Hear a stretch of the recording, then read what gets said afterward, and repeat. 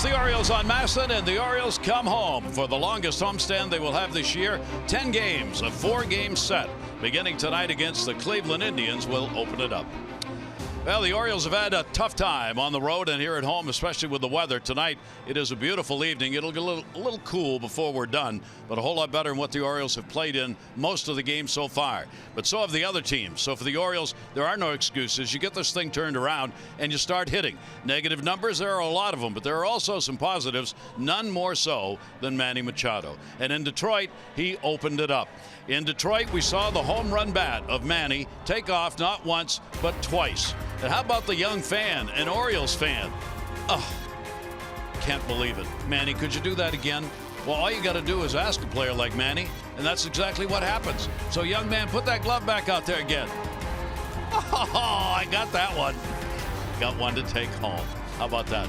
Manny, over the last 12 games, hitting 400.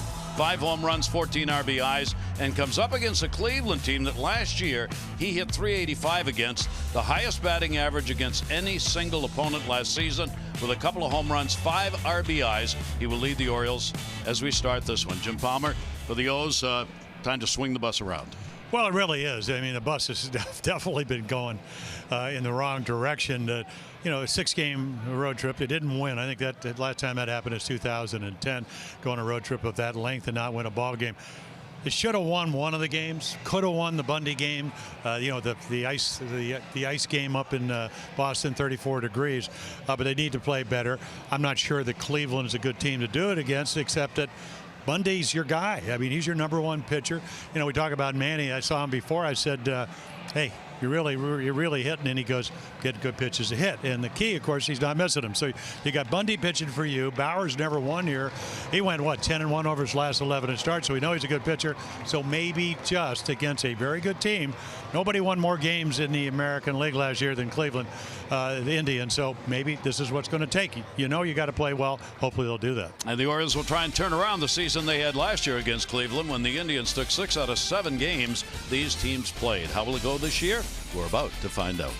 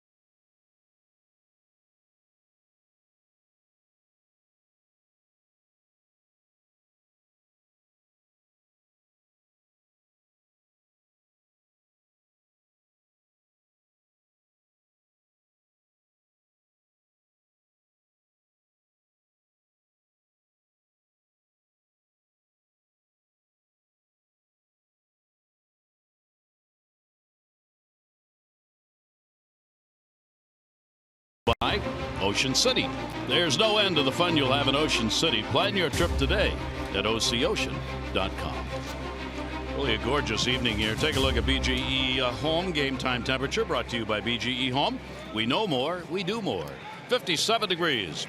The breeze swirling around a bit, but not right now. A pretty good night for baseball. Lots of blue sky. Let's take a look at the starting lineup for the Cleveland Indians, they come in 9-7 on the year. LINDOR, KIPNIS, and Ramirez. BRANTLEY, ENCARNACION, Alfonso, Perez, Naquin, and Zimmer. For Francisco Lindor against the Orioles, some very strong numbers over 19 games. And Dylan Bundy will pitch for the Orioles. You know, again, he's pitched real well. There's his repertoire. A lot of sliders. It's a plus slider, about as good as any of the pitches he throws. He can pitch in and out. And again, you can see right there on that slider, only 4 for 32. Hasn't won a game, not because he hasn't pitched well. They just haven't supported him very well. You know, for Dylan, you know, the whip, the walks and hits per innings is a little bit over 1, which is outstanding. But again, they need, last year they got him over, what, I think 6.4 runs a game. This year they are at 2.1 runs scored per game. And as good as he's been, it's still not enough to win a game. Blown say in the opener, but it gives you a chance to win all 4, hopefully now 5 starts of the year. So Dylan will make the start against these Indians, his 3rd career start and his 4th appearance against them. He is 2-1. ERA a little over 5 against the Indians. His first major league win came against Cleveland back in May of 2016. That was in Cleveland.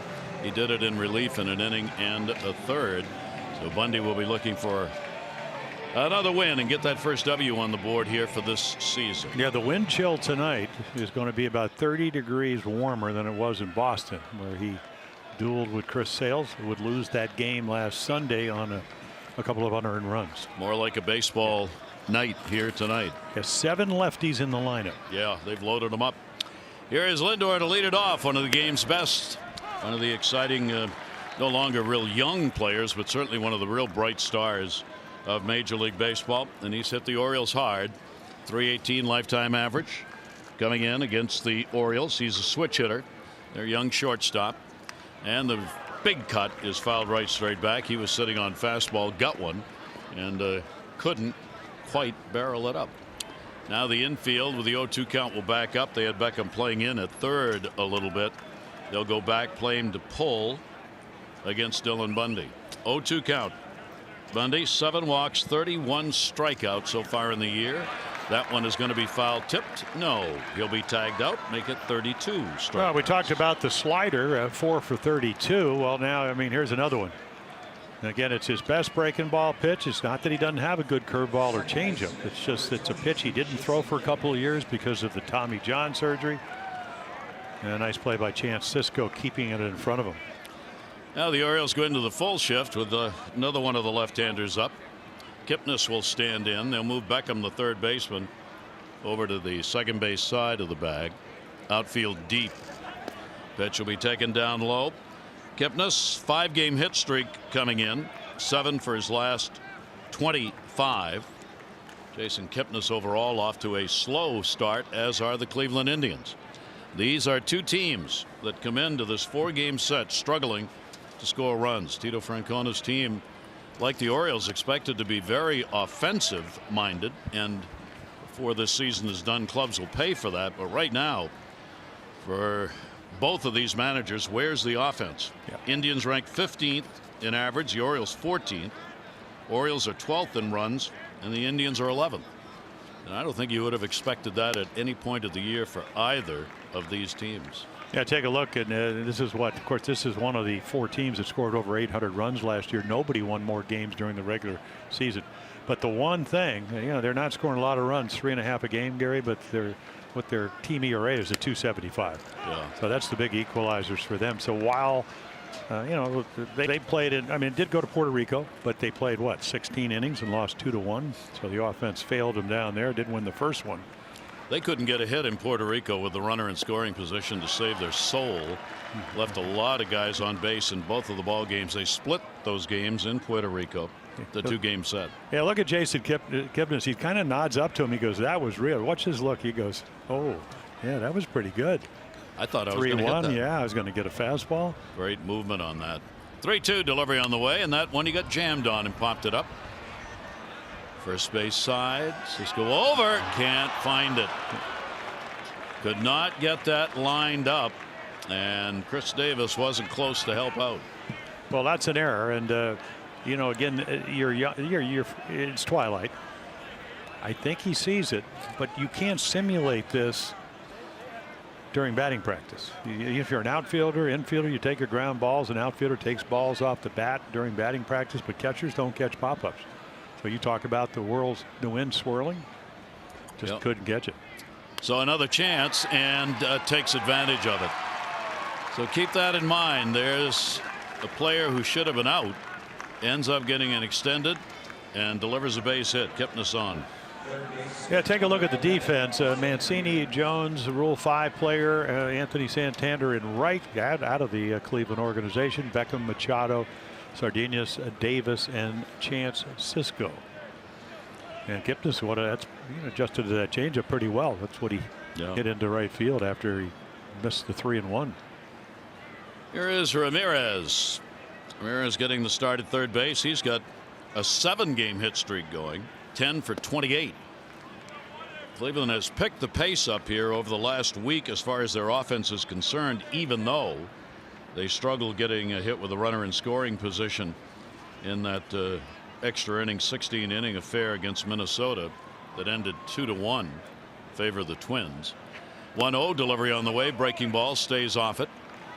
Good eye. Left-handers in the lineup. Why? Because they're hitting 333 off Bundy, and the right-handers are hitting 104. Yeah, I think he can change that just by what we saw with LINDOR. Throw that slider a little bit more, because his slider goes down. Whether it's righty, it maybe goes away a little bit, but it still goes down in the zone. That one does, and it is a strike called. Yeah, Gabe Morales behind the plate, so we'll see. And I think we get a pretty good idea right there. That was, we didn't see a lot of knee-high pitches or they're called yesterday. That was, and again, it wasn't a bad umpiring job. It was just Larry Vanover wasn't going to give you the low pitch. Infield at double play depth with a shift fully on now against Ramirez, and he shows bunt with third base wide open, and a 3-ball 1-strike count. Orioles aren't going to buy it. They'll leave Manny Machado back on a 3-1 count, and if he wants to bunt down the third base side, it's all his.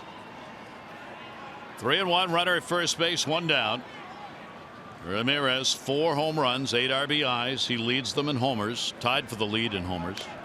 Fouled off. That's why the Orioles will give him that bunt if he wanted to take it, which he didn't, and the count goes to 3-2 on him. Well, the last 2 years he hit over 300. He was a utility guy that got to play regularly, and he had a monster year last year. He had 318. He had 29 home runs. I don't think anybody ever envisioned that. Switch hitter, 10 from the right side, 19 from the left side.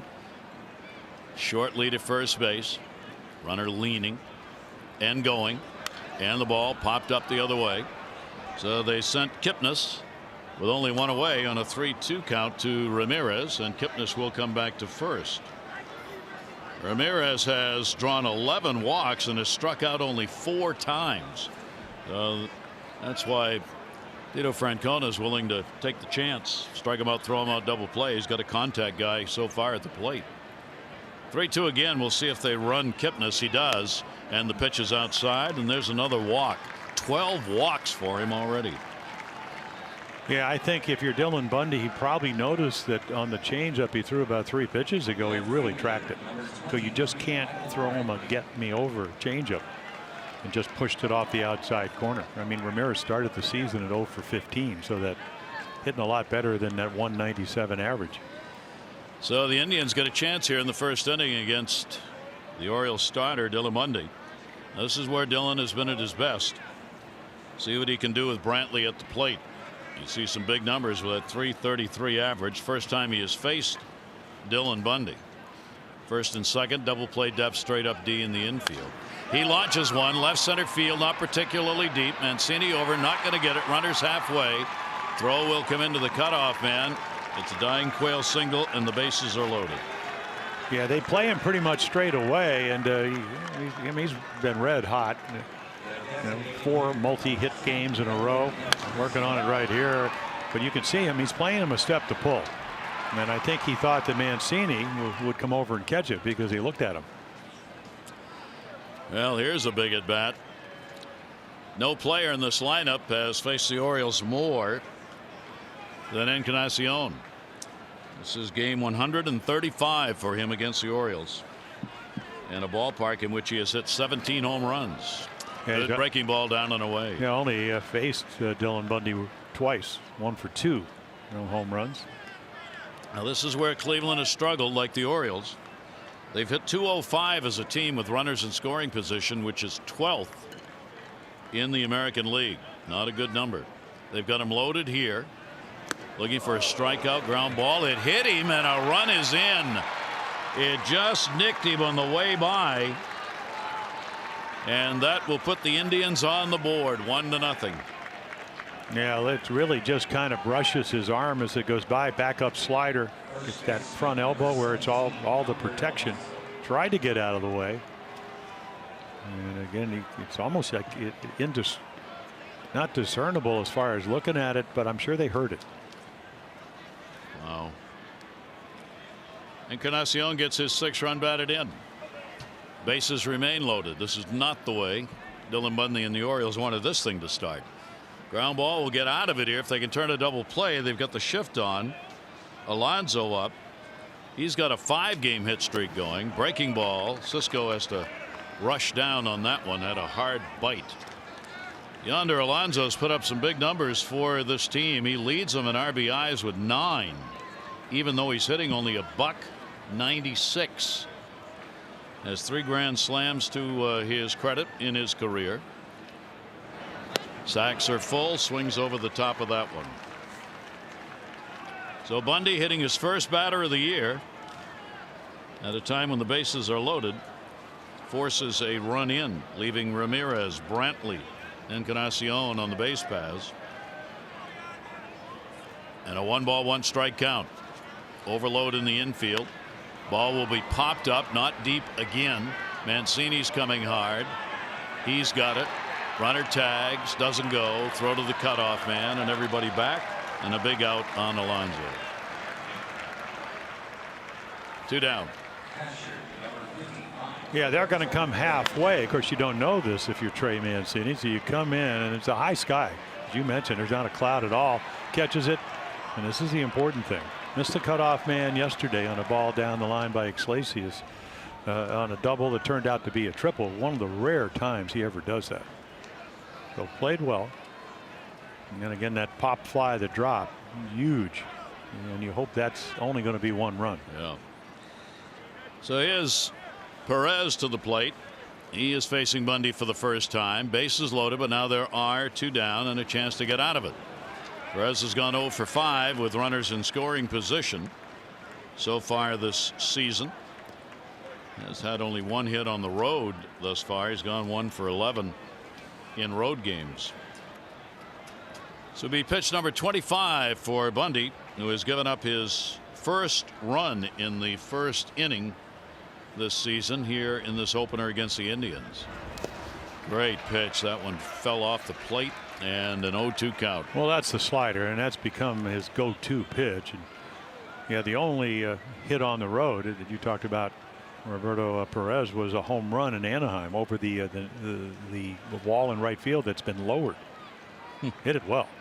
They brought it down. I mean, it's kind of a wall inside the wall. It used to be you had to hit it about 18 feet high. No longer. 0-2 delivery, and he got him. So Bundy works his way out of what could have been a much longer inning. The Indians get 1.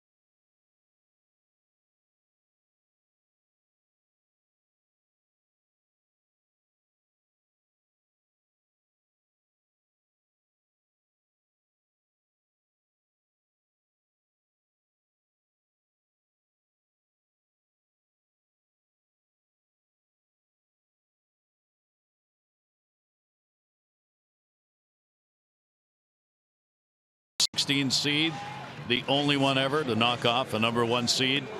We'll show you a little later. The team was on the field before the game and their coach throwing out the first pitch. Let's take a look at the starting lineup for the Orioles. Mancini, Álvarez, and Machado, Jones, Davis, and Beckham, Santander, Cisco, and Sardinas. For Pedro Álvarez, the last Oriole to hit Utah Street with a home run back in 2016. Well, Trevor and Bauer, I mean, he's got them all. Knuckle curveball, probably throws the most. Came up with a slider, throwing it a lot more over the course of the end of the year and then this year. So again, former #1 draft choice, who last year, along with Carrasco and the Cy Young Award winner Corey Kluber, all won 17 or more games. He won 10 of his last 11 decisions. 27-year-old right-hander goes to work. He'll come in with a fastball on Trey Mancini. Trey has a 7-game hit streak coming in, has upped his average to .286. 10 for 30 over the streak with a home run and 6 runs scored. Bauer will bury that one. It'll bounce away in a 1-ball 1-strike count. Trey has gone 0 for 3 against this right-hander, who is 0 for 3 in games here in Baltimore. 1-1 delivery on the way, taken up high. Those games he's pitched in this ballpark, a very high ERA, 7.63 here at Camden Yards in 3 starts.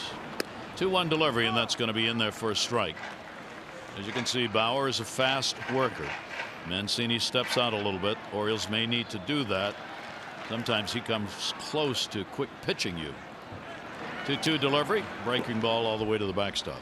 Yeah, you wanted it to be at your pace, not his. And like you said, it's almost like he's got maybe a reservation at 10:15, and I'm going to pitch well. They're going to give me some runs. I'm going to get out of here. 3-2 delivery on the way and a chopper. He really had to swing down on that one. KIPNIS will make the play over the first. 1 away. Take a look at their defense for the Indians. Brantley, Zimmer, who can really go get him, former #1 draft choice. Naquin in right, Ramirez, Lindor, KIPNIS, and yonder Alonso, and then Roberto Perez behind the plate. Álvarez in the DH role again. 0 for 4 in the times he has faced Bauer, but putting up big numbers for the Orioles as a DH and as a pinch hitter. Yeah. Pitch is taken for a strike. And it's a good hook. Yeah, signed by the Diamondbacks, #1 draft choice, never ever pitched in a big league game. They thought he was headstrong. He did a lot of things they didn't agree with. Didn't get along with Montero, the catcher, said he wouldn't listen to me. Blah, blah, blah, blah, blah. Next thing you know, he's with the Indians, and he played on a team that won 102 games last year. He's a big part of it. Pretty darn good. Yeah. Pitch taken up high. The lefties off him are hitting only .211 this year. The right-handers are hitting .189. He's given up 1 home run in his 3 starts, that to a left-hander. Overall, a .200 average against him. Well, there's Carl Willis, yeah, who's back with the Indians. He was with the Red Sox last year. John Farrell's staff. He's coached with the Indians before. He's been around. Good pitcher with the Twins. Called him Big Trey. Well, because he said one time when just get on my train. Just I think it was '91 when they did go to the World Series and win the World Series. He was kidding, but they called him Big Trey. Breaking ball got him. Off-speed pitch, high strike called. Álvarez not sure about it. 2 down. That's that slider that he added, and it's not as good as some of the curveballs, but it's pretty much right down the middle. Just wasn't looking for it. That's a hanging breaking ball. But the analytics say, hey, Alonso, much better fastball hitter, likes the ball straight. And the analytics say maybe you want to try your breaking ball, which is what he did. And a good one. 2 down, nobody on. Here is the red hot Oriole. Manny Machado up to .338 now. Manny's got the 10th best average and the 3rd most hits in the American League coming into today's play. And big numbers off Bauer. Breaking ball taken down low. Manny piling him up on the recent road trip. Look at the 9 for 24. 8 RBIs. He stayed hot in a huge swing on that one.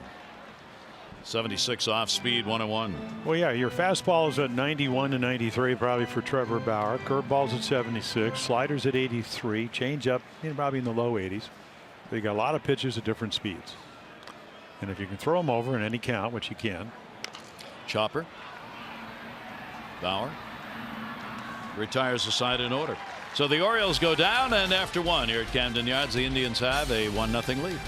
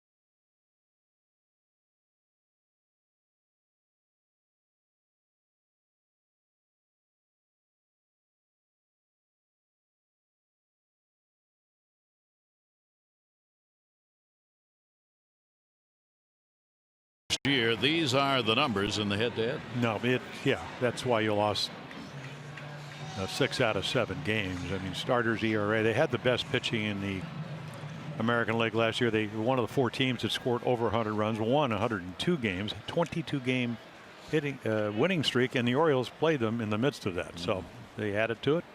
They dominated them. A couple of veteran managers going to work here in this series. Here's Naquin. He will take the pitch down low for a ball. The right fielder. Yet another left-handed bat. That's some pretty good numbers to start the season. He's had a couple of at-bats against Bundy. 1 for 2. 1-0 delivery by Dillon. Swung on and missed.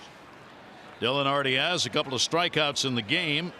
Dillon comes into today's play with the highest swinging strike ratio on sliders of anyone in the majors.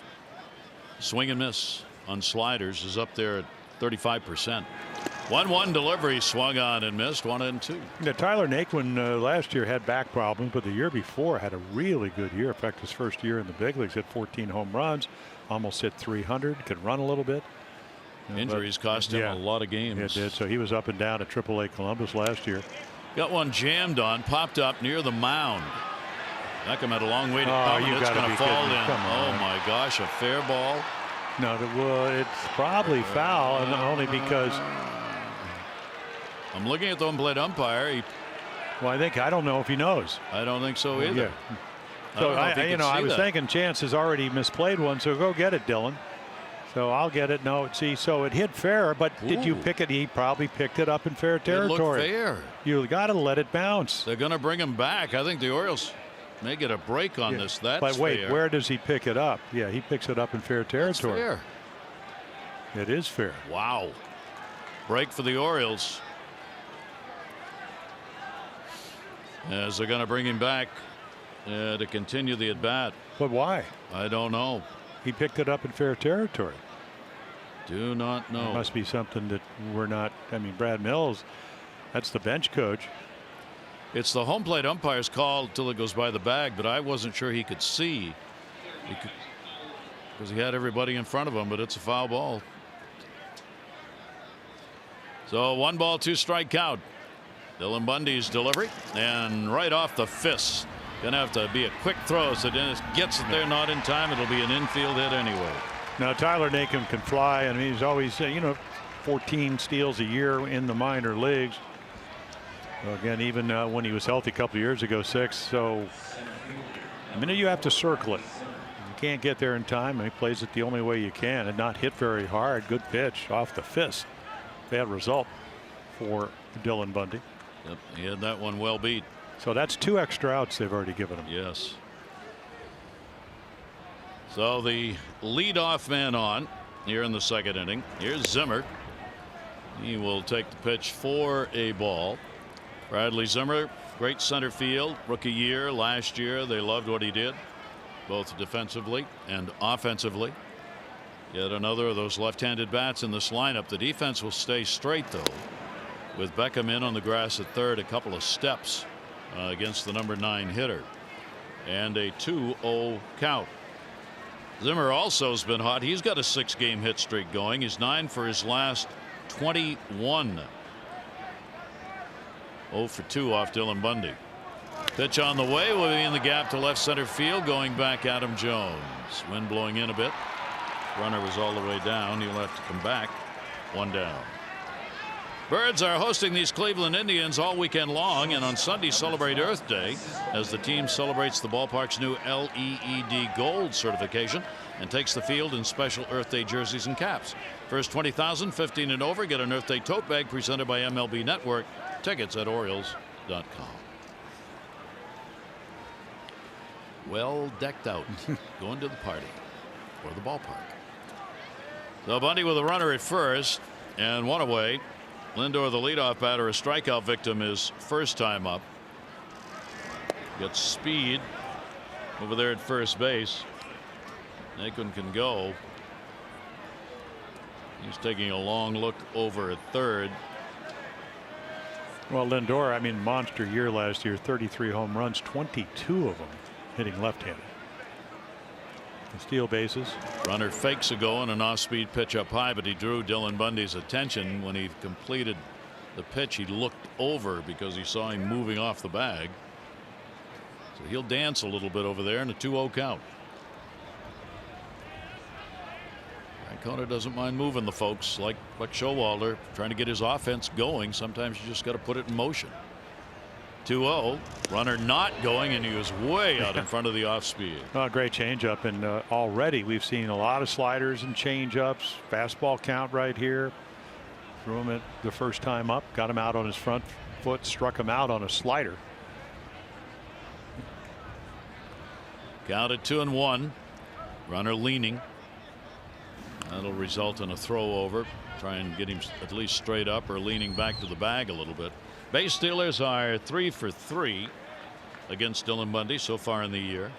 Chad Sisco has thrown out 3 of 6 on the season. 2-1.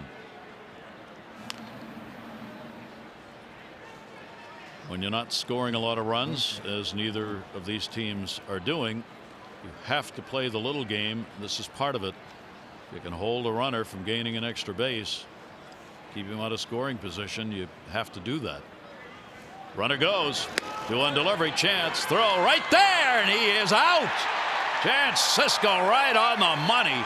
Manny Machado just held the glove out, and there came the ball. Well, they've been working on footwork for the last couple of years with Chance Sisco. He gets a great pitch to throw. It's a fastball away.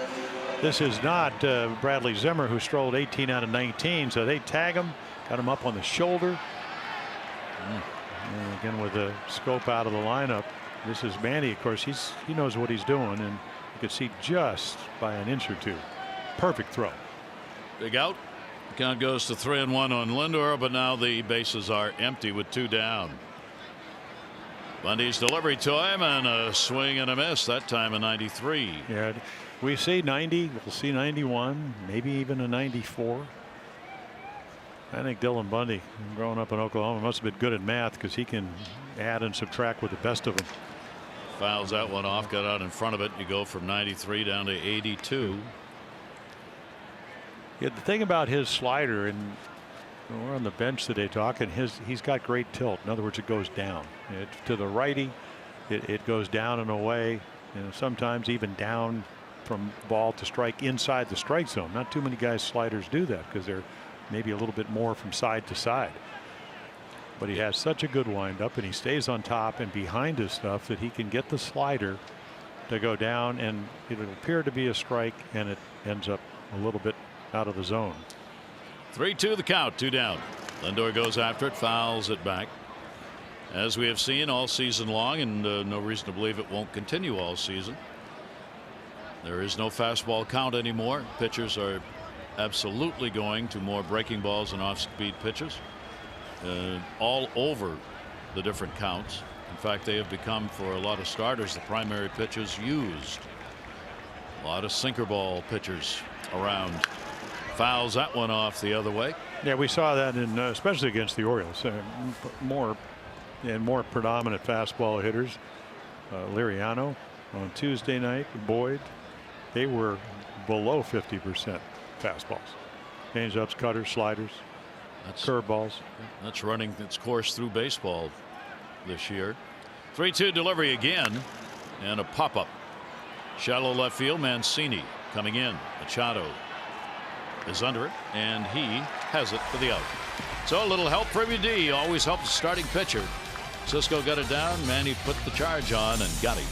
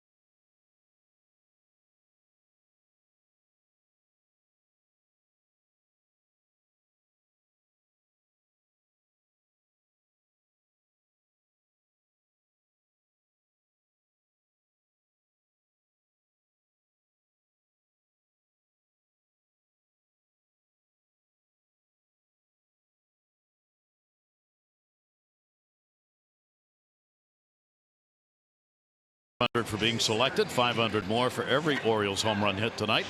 Play Home Run Rich's scratch offs win up to 50,000 or enter non-winning tickets for a chance to be the contestant of the game. Visit mdlottery.com/home run. Good luck, Catherine. There's Caleb Joseph. Pat on the back for the man doing the work behind the plate tonight. Two catchers for the Orioles. Cisco with a great throw to get the out on the caught stealing. Bauer will face Adam Jones, Davis, and then Beckham. Orioles trying to get out of the 6-game losing streak they are in. Fastball will be taken up high. Adam 3 for 14 lifetime off Trevor Bauer. Had a good road trip. 7 for 23. Picked up 5 RBIs. Runs scored. And 3 doubles yesterday. Yeah, 3 doubles yesterday. He gapped him to death. What is that park? I mean, the park played small, but it plays big up the gaps in Detroit. The ball was jumping, even though it was about 45 degrees yesterday. Here's the big curveball, and it's right over the top. If not 12-6, it's at least 11.5 to. Pretty close. Yeah, it's pretty close to 12-6, and then he added the slider. 1-2 delivery on the way, and that will. And why did he add it? He looked around at one of his teammates, and he goes, "Hey, Kluber won 2 of the last 3 Cy Youngs. Maybe I'll throw what he does. Add a slider." If it works. 2-2 delivery in the air to right field. Inside out swing on that one. Ekman there to haul it in. Jones is retired. 1 down here in the 2nd inning. Interesting note, I thought, in the Orioles hitters. The Orioles have the largest differential in average between getting a count ball 1 or strike 1. The Orioles hitting .381 if the first pitch is a ball. If it's a strike like that, it drops down to .212. Houston and the Orioles are 1-2 in that department. Now that's for hitters. We always talk about it in terms of pitchers, but it also matters obviously for hitters. It's the reverse numbered. Well, because the pitchers are getting ahead. Yeah. Now, So of course, Davis retired. Of course, Houston said they cut down, usually having 400 more strikeouts than every team in the American League, to having the least, by saying, okay, if you do get a good pitch, you don't put the game in play. The Red Sox are off to a marvelous start. Tim Hires, our new hitting instructor, said, get your pitch early. Yeah, be aggressive. Yeah. But on your terms, not on the pitcher's terms. And that's the difference. The good teams don't chase pitchers' pitch earlys in the count, and that's what you want to do if you're Trevor Bauer. Now, that obviously doesn't happen if you throw the ball over a guy's head, because Beckham, he looked at the film. Beckham got 3 hits yesterday. Tim is 1 for 3 off Bauer against right-handers. 3 for 53. Pitch will be popped up in the air and end up coming back and out of play. 1 ball, 1 strike count on Beckham. 2 down, nobody on. Bauer got 2 outs on 7 pitches to start this inning. Yeah, that's what a pitcher's trying to do. Yeah, and Beckham yesterday, they wanted to get him out with breaking balls, but they didn't throw qualities, and they were all the hits were on those types of pitches right there, sliders. Slider away that time. Tim got out of an 0 for 16 with the big day yesterday with a 3 for 4. See his career numbers. 2-1 delivery on the way, and he chases one that falls off the table down low. One-handed swing on that one. 2 ball, 2 strike count. So fastball hitter, what do you even do in a fastball count? Throw the slider. Now if you take it, it's 3-1. But by swinging at a ball, you got him right back in where he wants to be. And now you got to look for all 4 pitches. Outfield very shallow. Pitch will be taken up high. Zimmer in center field is way in. Well, they describe him very much like Byron Buxton, who won the Platinum Gold Glove, because he's a #1 draft choice. It reminds me a little of Willie Davis because he's got tremendously long strides and can really run. I hope so. Yeah, well, he's going to. It's a long way to the wall. 3-2, and that's going to be ball 4. First walk surrendered by Bauer will give the Orioles a runner with 2 down. And Santander will get the opportunity. Trevor Bauer not sure about that last pitch, obviously. Santander getting the start in the right field where he has been often. Will get his first look against the Cleveland Indians. And he still plays him shallow. Look how shallow he's in center field. I mean, this is here. Look at this gap. Now, you can cut him down if you have a lot of speed, but you run out of room in this ballpark because it's small. Santander's no small bat up there. Well, they play him pull. They're a step over and left, but the right fielder, Naquin plays him to pull. But I guess they figure Zimmer can outrun the ball. Not if he hits it hard. No. And even in left field, Brantley's even in a few steps. 1-0 delivery on the way, and it is taken for a strike. Infield has the shift on. Orioles, of course, in right field play that gap all the time. They give hitters the line. They cut off a lot of balls that could roll in that right center field gap. Well, that's the ball that Beckham's going to score on. Yeah. Down the line, maybe not so much. Breaking ball over the top in for a strike. Yeah, the curveball is probably high in today's strike zone. Maybe not tonight's strike zone. But again, a young hitter, how are you going to get him out? And Bauer's got 4 ways to do it. And a 1-2 count to work with. There are 2 down.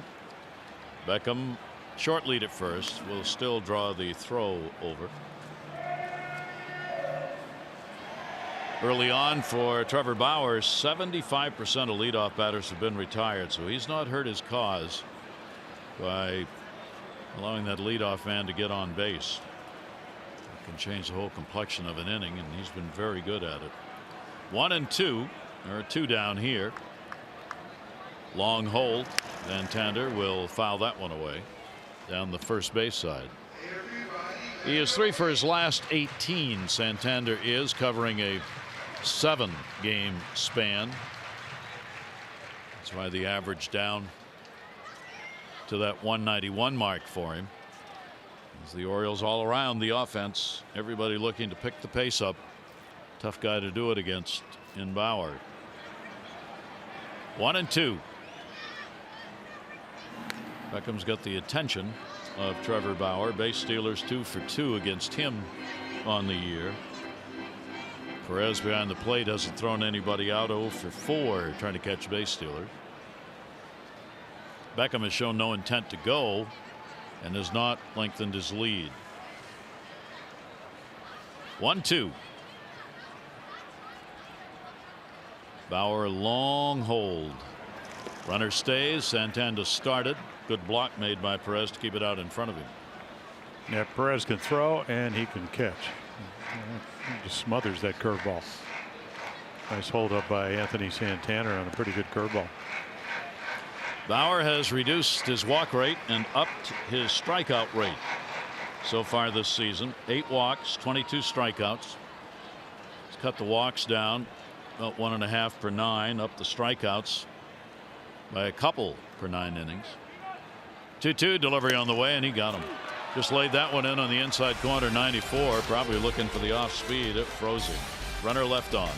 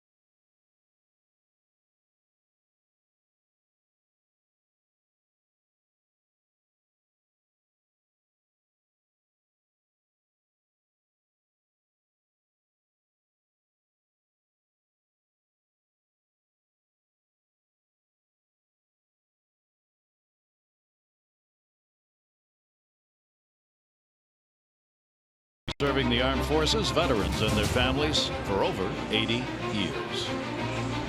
Indians with a 1-0 lead here in the first of 4 in Camden Yards. The matchups in the series: Chris Tillman against Mike Clevenger tomorrow, Andrew Kashner against Corey Kluber, Kevin Gausman, Carlos Carrasco. Carrasco's already 3-0 on the year for the Indians. Bundy goes back to work. That one slipped a little bit out of his hands as KIPNIS stands in. Jason KIPNIS, a base hit, run scored. He would score on a hit batter with the bases loaded, and leans into one but takes it. It's in there for a strike. Yeah, reached on the drop pop-up by Cisco. I said bat on the changeup, poked it into right field, through the shift.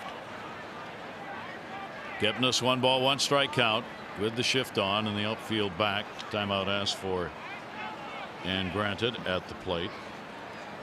So KIPNIS now with a 6-game hit streak, 8 for 26. Again will take, and the pitch will be down low for a ball. KIPNIS in that number 2 spot now has gone 4 for 7 with a home run. Lifetime off Bundy. Lights start to take effect here at the ballpark at sunset time. 2-1 delivery, 1 after 1 upstairs, 2-2. Well, a couple of years ago, last year, all kinds of shoulder problems, hamstring problems. 2 years ago, he hit 23 home runs. We've seen him drive the ball, especially in this park. I don't know about with cold weather, the left field, so powered all alleys. KIPNIS 3 home runs in this ballpark. 2-2 delivery on the way, and Dylan Bundy got him to chase and gets the strikeout. Yeah, there's a lot of deception in Dylan Bundy's windup because that ball just kind of exploded. It's 91, but he just throws it. And I think maybe go back to the last at bats where he threw him a lot of changeups. It just makes 91 look a lot harder, and he's such good lined up. He kind of leaps at you. or strides right at you. Very, very good windup. Throws the ball through the hitter to the catcher. Ball had some pretty good tail on it. Yeah, too. it did. Moving away from the left-hander. Ramirez a walk his first time up. Shift on against him. Pitch in there for a strike. He's been crossing the plate a lot. Scored in 5 of the last 6 for Cleveland. Ramirez will take a pitch down low. Interesting matchup here tonight in terms of the 2011 draft. First round. Dylan Bundy was the number 4 pick in the 2011 draft. Number 4. 1-1 delivery. Guess who was number 3? The opposing pitcher, Trevor Bauer. So Bauer went 3rd. Bundy went 4th. Francisco Lindor went 8th in that same draft. Garrett Cole was number 1 with the Pirates.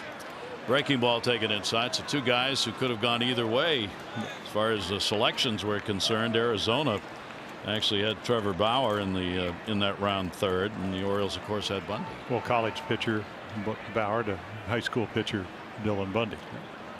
2-2 pitch on the way. Wow. He climbed the ladder on that one and ended up with a 1-arm swing. Fouled it off. 2 ball 2 strike count. Yeah, I'm going to get a fastball. I'm going to swing at it. I don't care if it's up out of the zone. It's not like he had a bad swing though. He just chased the ball out of the zone and wrapped the bat around. 2-2 by Bundy again. Punched to short. Short hop from Manny. 2 down. Yesterday, the Orioles announced a season-long schedule of new theme nights here at Oriole Park, featuring a variety of unique celebrations, promotions, giveaway items, including the Sandlot Movie Night, yoga at the Yard, LGBT Pride Night, and more. For ticket packages to these special events, go to Orioles.com/theme nights. Oh, let's see. I want yoga at the Yard. I'm there. I'm on that game now. Yeah, now. No, I was on it before. I just happened to be yoga tonight. I wonder if it's going to be Bikram yoga, because I really like that 105, 106 degree temperatures.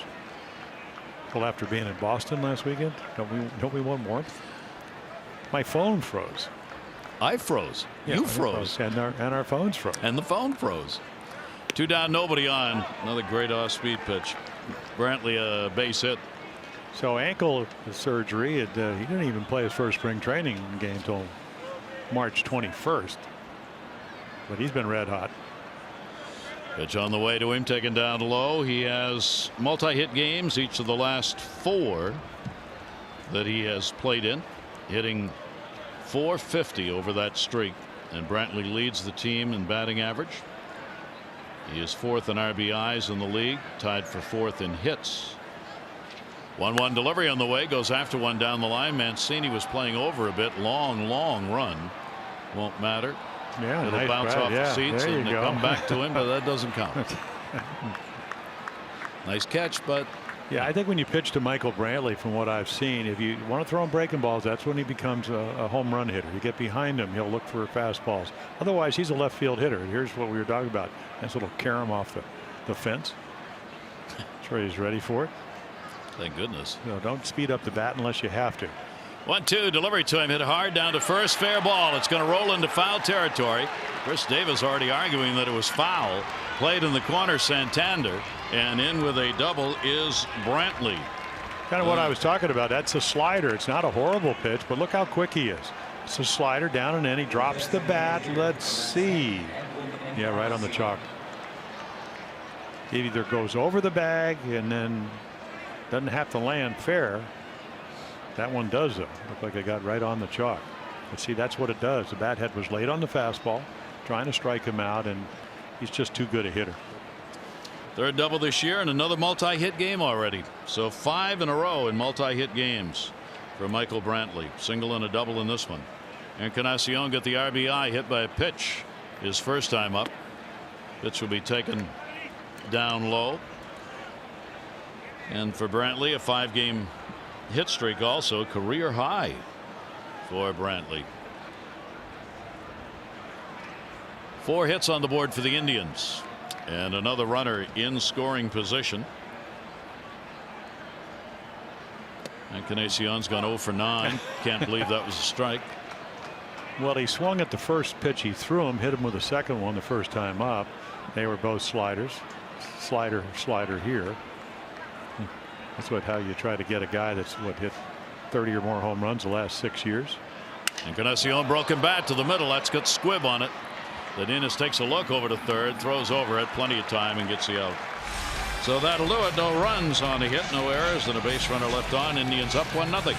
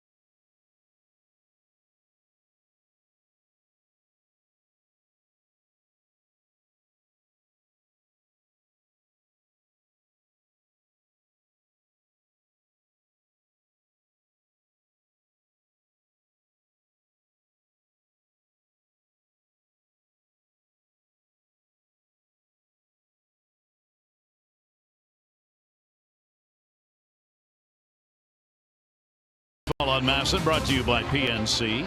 Make today the day. By Johns Hopkins Orthopedics. When you have a setback, we set you up for a comeback. And by Acura. Visit your local Baltimore Annapolis Acura dealer for attractive offers on the thrilling Acura lineup. Pins, pins, pins. Always great to have. And the bird on hand. Picture taking time. Ooh, a charmer. Ooh. Here's Chance Lisco. Trevor Bauer's delivery to it. Chance getting another start as he begins to pile those up a bit, and he's done well in the games he started. 9 this year. He's gone 8 for 27, 4 RBIs in those starts, and has already caught a base runner here in this game. 0-2 count. Right-hander's breaking ball is going to miss inside. Yeah, balls up in the zone. That's how they tried to handle him in Detroit yesterday. They got one down, only the one, and he whacked it into right field. The guys that throw 94 to 95 tried to throw it belt high.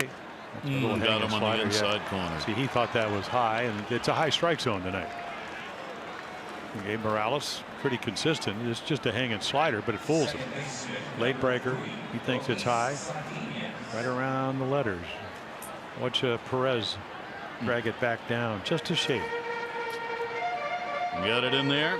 Gabe Morales, historically a veteran umpire who has given the close calls to the pitchers, and that's holding true tonight behind the plate.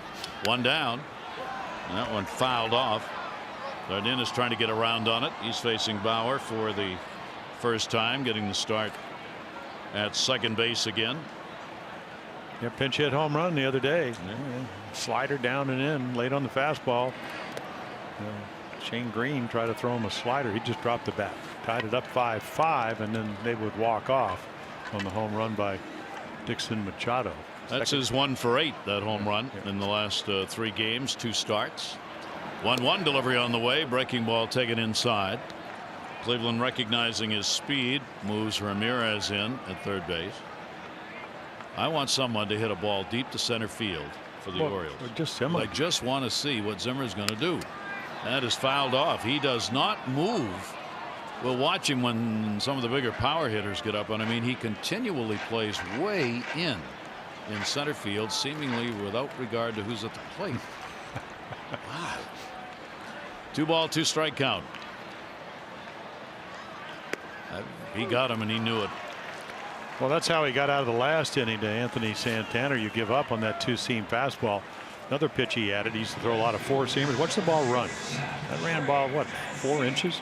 Starts on maybe just off the corner. Look at it run back. Two-seam. Throw it the same way your fastball. Right over the top, and it really runs 4 or 5 inches. Fools a lot of hitters tonight. 3 strikeouts in a row for Trevor Bauer, and 4 in the game. 2 down, nobody on. Leadoff batter Trey Mancini, who grounded out his first time up.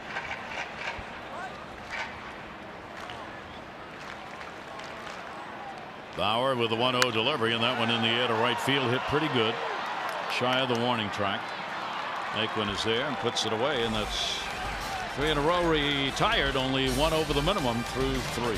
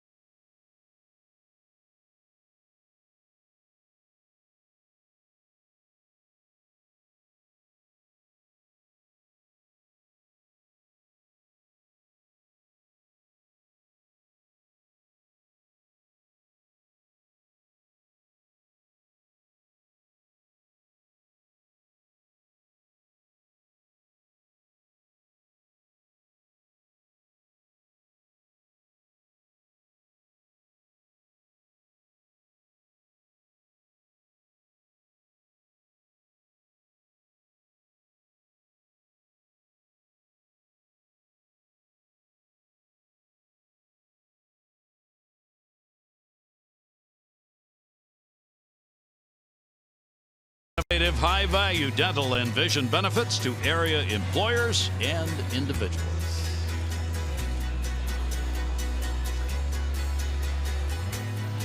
Oh, I love that. Hey, you're bigger than I am. Get out of the way. Lots of kids on hand here on this Friday night. Great to have you with us. Gary Thorne, Jim Palmer. Cleveland's got the 1-0 lead through 3. They scored on a bases-loaded hit batter. Encarnacion got the RBI for it. KIPNIS scored. That's it. Orioles still have the big goose egg all the way across. Bundy with a walk and 3 strikeouts. Yonder Alonso at the plate. Flied out first time up.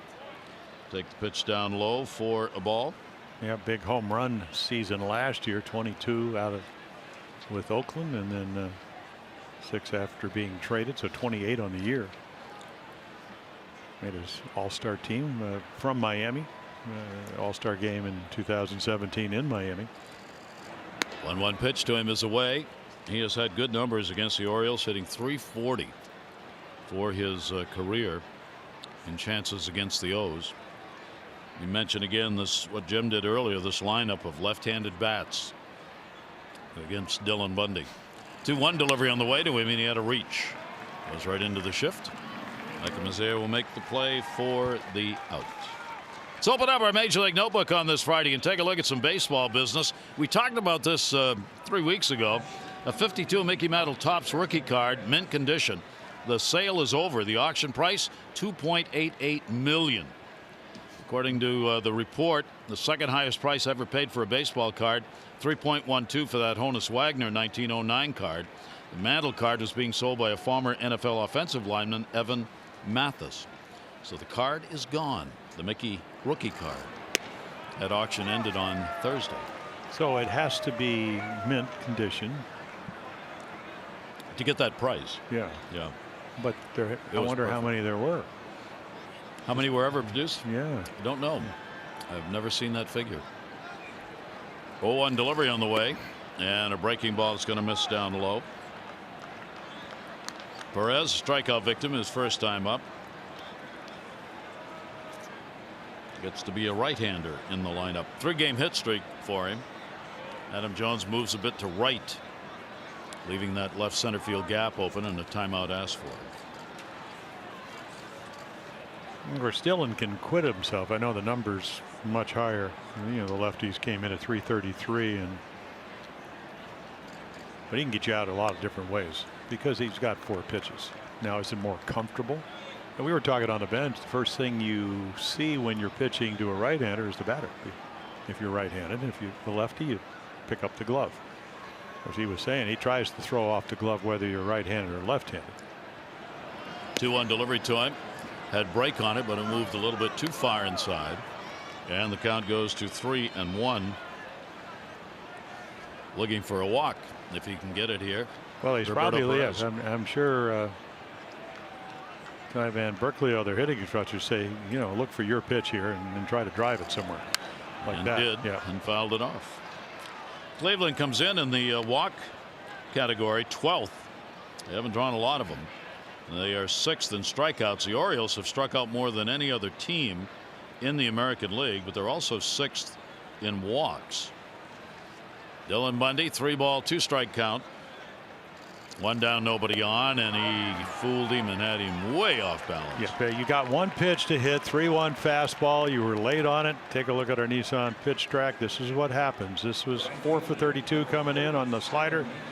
Swings right over it. Now watch this ball. It's not low and away, but it goes down because of the good tilt. And that's how he gets away with balls that maybe are not the perfect sliders, but they certainly work well because it goes straight down. And it's hard to get the bat head on it. So far out in front of that pitch. Naquin to the plate, 2 down, nobody on. Still the greatest analytical statement about pitching and hitting is hitting's about timing, and pitching's about throwing that timing off. 0-1 count. Naquin will take the fastball. It'll be up high. Yeah, a lot of cliches. And, you know, Ted Williams, managing the Senators, came down to Miami, tapped his bat on the plate and says, boys, it's all about getting a good pitch to hit. Preferably a fastball. Preferably. Preferably. Which there aren't a lot of anymore. Yeah, well, great pitch. I think Ted might have adjusted a little bit. Nice guy to hit 400. You know, you want him, you know, if you're pitching, you want to get him, you want to throw enough strikes to get him to swing at balls. Wayne Kirby and Roger McDowell maybe discussing where they're going to play, because you got the outfield defensive coordinator and the pitching. How's Dylan going to throw these guys? And that helps Wayne determine where the outfielder should be. Then all you got to do is execute. After all said and done, all you got to do is execute, right? 1 and 2. If we could all do that, we'd all be major league players. That ain't happening. Here's the 1-2 delivery on the way. Look out. Dylan Bundy. Talk about one going through the box. A shot up the middle, and Bundy just got out of the way in the base hit. Well, we saw Jordan Zimmerman pitch yesterday for the Tigers. He got hit by Kipnis early in the year. And right here, I mean, I don't know how he got out of the way of this. See, it's because it's the other side of your head. You can't get the glove there. See where the glove is? So you luck out. Boy, you take a deep breath right here. 100 miles per hour. And right there, he sees it, tries to get the glove up. Thank goodness. It did not hit him. It gives you an idea how quickly the ball gets back. Great shot right there. Taken for a strike. Zimmer flied out to center field first time up. Bradley Zimmer. Runner on at first base. 5 hits for the Indians. They have stranded 4. They've had a runner on every inning now. 0-1 count, long look. He went around on it, and that umpire easily will make that call. There's the slider, and I'm sure the Orioles, their advanced scout, because Bradley Zimmer has dropped some bunts down. And until you get to 2 strikes, which is the case now, Beckham was way up on the grass because Zimmer has bunted this year. Terry Francona said that will aid you in getting guys to play up. You can hit it by him. Average will go up. Runs scored. He stole 18 out of 19. 0-2 count on him. San Francisco native, lives in La Jolla, California. Swing and a miss. Bundy gets him. So Dylan's got 5 strikeouts, no runs, 1 hit, no errors, and 1 left on base. Our M&T do-ups, Álvarez, Machado, and Jones.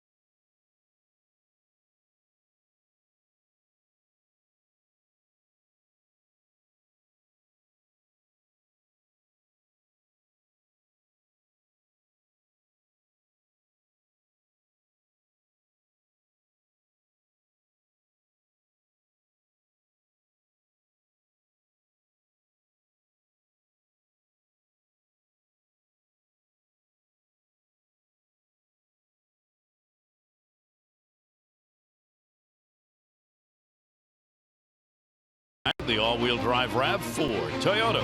What drives you? Visit buyatoyota.com for great deals.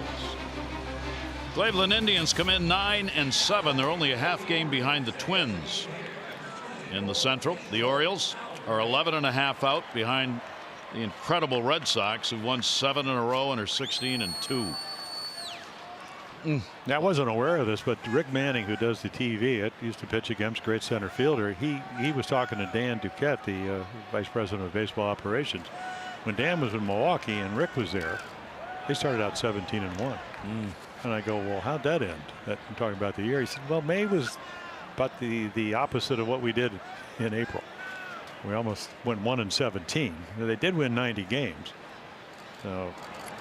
Yep, it's a long year, as everybody says, but the Red Sox are playing at an elite level, and I mean they mowed down the Angels like they weren't even there. Yeah, well, they were 12-3, and they annihilated them. That ball grounded down to first, Álvarez. Well, the first game was 10-1, and then it was 9-0, and I think it was maybe 8-2. I was watching a little bit. Nick Tropiano gave up a leadoff home run to Mookie Betts, but that's nothing new because done it already 3 times this year. They were stinging first pitches all series long, jumping on baseballs.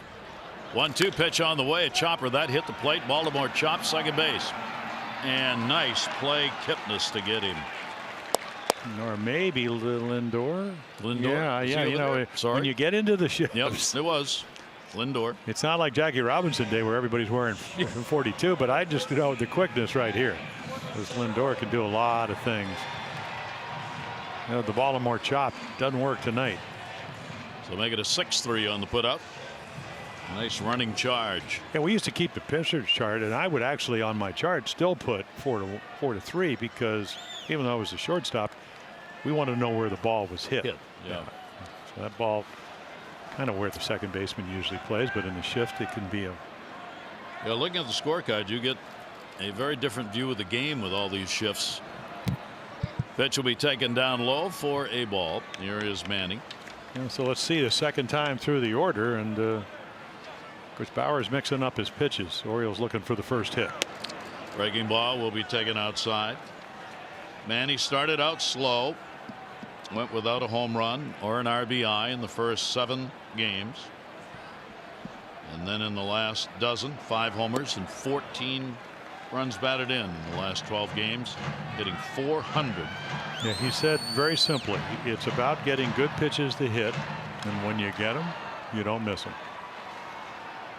Grounded out his first time up in the air, center field. That's one of those hit deep, way back, warning track wall, and goodbye, home run. He stays hot. Manny Machado ties this ball game up. with a shot to the deepest part of the ballpark. Yeah, and Gary, again, your manager gives you the green light, 3-0. Bauer says, hey, I got a 1-0 lead. It's now 1-1. Needs to throw a strike, throws him a fastball. One of the few fastballs we've seen in the middle of the plate because of the count. So there you go. 2 home runs yesterday, 1 tonight. Zimmer played him, as you mentioned, a little deeper. Yes. So he gets to the wall in time to probably catch the ball, except it sails over. And Number 6 on the year. 110 off the bat. And he tic-tacked that one. That's the Orioles' first hit. Yeah, and it ties the ball game up. And Jones trying to do an equal. Yeah, so 3-0. You might think he's swinging, I mean, right down the middle and blasting. And there's Zimmer going back and back and back. He played a little deeper. Might have been able to get up and keep it in, but that ties it up. Adam flied out to right his first time up. Breaking ball tied him up. And to Catherine Goyette, our Maryland Lottery contestant. That's worth $500 on the home run by Manny. All smiles with Jonathan Scobe over there, wanting to get back and play some baseball. So the Orioles tie it up. That's only the second home run surrendered by Trevor Bauer this year, and the first to a right-hander. Adam will take the pitch away, 1-2. They get to the Indians right-hander with a long ball. Yeah, the analytics don't work on 3-0 pitches because you can't. You know, you got to throw a strike. You don't want to walk them. Not with Jones coming up. So you could see Bauer can go to 96. The first pitch after the home run by Manny Machado to Adam Jones was 2 miles per hour harder than any pitch he's thrown tonight. But 3-0 wasn't, and it got smoked. 2-2 delivery on the way. That'll go to short. LINDOR. 2 down. For every Orioles walk, Care First Blue Cross Blue Shield contributes $50 supporting the Leukemia and Lymphoma Society Light the Night Walk.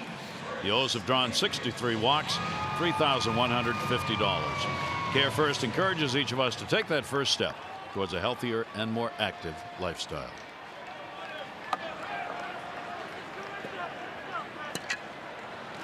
Pitch on the way is a strike. See, I'm guessing Manny's saying to Jonathan, I'm getting you TV time right now because they're taking shots at me. And so they're going to talk about you even though you're not playing. 0-1 delivery is fouled back by Chris Davis, who grounded out first time up. Or maybe he's telling him, you know, you got to hurry back because, you know, I know you had 32 home runs last year, but I'm getting ahead of you. Don't linger. I'm going to beat you. Breaking ball is inside. Well, that's a good competition to have as long as you don't try to hit him, because you usually don't hit him when you try. One ball, 2 strike delivery on the way center field. Now he's got to go back. And reaching up, can't get it. It'll bounce off the wall. Chris Davis on his way to second base. And Zimmer could not get back quick enough on that one to haul it in. Yeah, you want to play shallow? There you go. 2 outs, you usually don't. You probably take a step or 2 back because you want to keep the ball in front of you. This is a hanging curve ball, and he blasted it. And Zimmer, oh, I got it. No, I don't. But that's all right. You want to play a guy that hit 53 home runs and an off year hit 38. Go ahead. Don't make sense. Just a couple of steps. Yeah, really. And but he doesn't do it. Yeah. Oh, right here he's playing very shallow, and I know he can run. I mean, this guy can fly in center. Beckham drew a walk his first time up. Timeout asked for by the catcher, just as his pitcher Bauer was getting ready to throw. For Chris Davis, that's the first extra base hit here at Camden Yards this year. He was 1 for 17 at home prior to that double. It had been a base hit. Well, we saw better swings in Detroit. Got some pitches to hit. Home run to left field. Just missed one off the top of the wall. Over his head. So Beckham try and put the Orioles on top. You can get that run around. The Orioles with an advantage here with 2 down, of course. Runner going on contact. Beckham has gone 3 for 11 with runners in scoring position coming into the ball game. 1-0 count, 2 down. Davis off second. In the dirt, nice stop made. Perez going out to block it. Yeah, the time of the year with those 11 at bats, big difference. You get a hit right here, then you're 4 for 12, jump all the way up to 333. 2 for 2, 3 for 3 with runners in scoring position really enhances that number. Orioles did such a great job last year. Got Orioles closing in on the 70 to 80 mark in at bats. You get to 100 and it starts to get hard to change the numbers average wise. Again, Bauer takes a long time and Beckham steps out on him with a 2-0 count.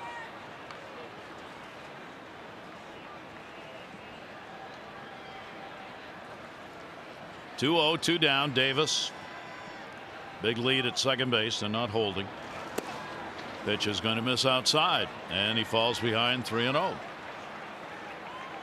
Yeah, you look on deck, and if you're Trevor Bauer and you've had a chance to pitch with the last couple of years in 7 postseason games, who are you going to pitch to? Beckham, or are you going to take a guy that was in your minor leagues before he became a Rule 5 guy? I think I picked the guy on deck, unless I can make my pitch, and it's hard to do 3-0. 3-0 delivery. Didn't want any part of him. Well, that was the Manny Machado effect right there. 3-0. He broke up the no-hitter and tied the game up with a home run. Second walk surrendered. Carl Willis will make a visit to the mound with runners on at first and second base. Still only in the mid-60s in pitches thrown at 65. Dylan Bundy's at about 13 more than that. Yeah, and there's no reason to panic when you got an accomplished major league starter, a 17-game winner. Don't forget tomorrow's start time. For those of you coming to the ballpark or who are going to join us watching the ball game, it's a 4 o'clock start. 4 o'clock tomorrow. 3:30. O's extra. 4 o'clock for the ball game. Chris Tillman, Mike Clevenger. Clevenger 1-0. Chris looking for his first win. 0-3 in the year. You sure we're on tomorrow? I think it's a day off tomorrow for us. Most 4 o'clock games. Yeah, Mike Clevenger. But no, we're on. We're on. 4:05 start, as it's kind of the twilight zone. Good for pitchers. Hopefully. At least for one of them. 2 down. Here's Santander. And he will foul that one back. He got a pretty good rip on that one. Well, that's your pitch to hit right there. I'm sure Carl Willis said, hey, be aggressive. You still got to throw strikes. Good movement, good velocity with his fastball. 3-0. I mean, never let that worry you other than tying the game up. Nice numbers right there for Anthony. 4 for 9 is the number with the runner in scoring position for Santander. Davis at second base. Beckham on at first. 2 outs. 0-1. Got another one to line up at 94 and fouled it back. Well, 1-2. Yeah, he struck him out last time he was running it right at his belt and then ran it over the inside corner.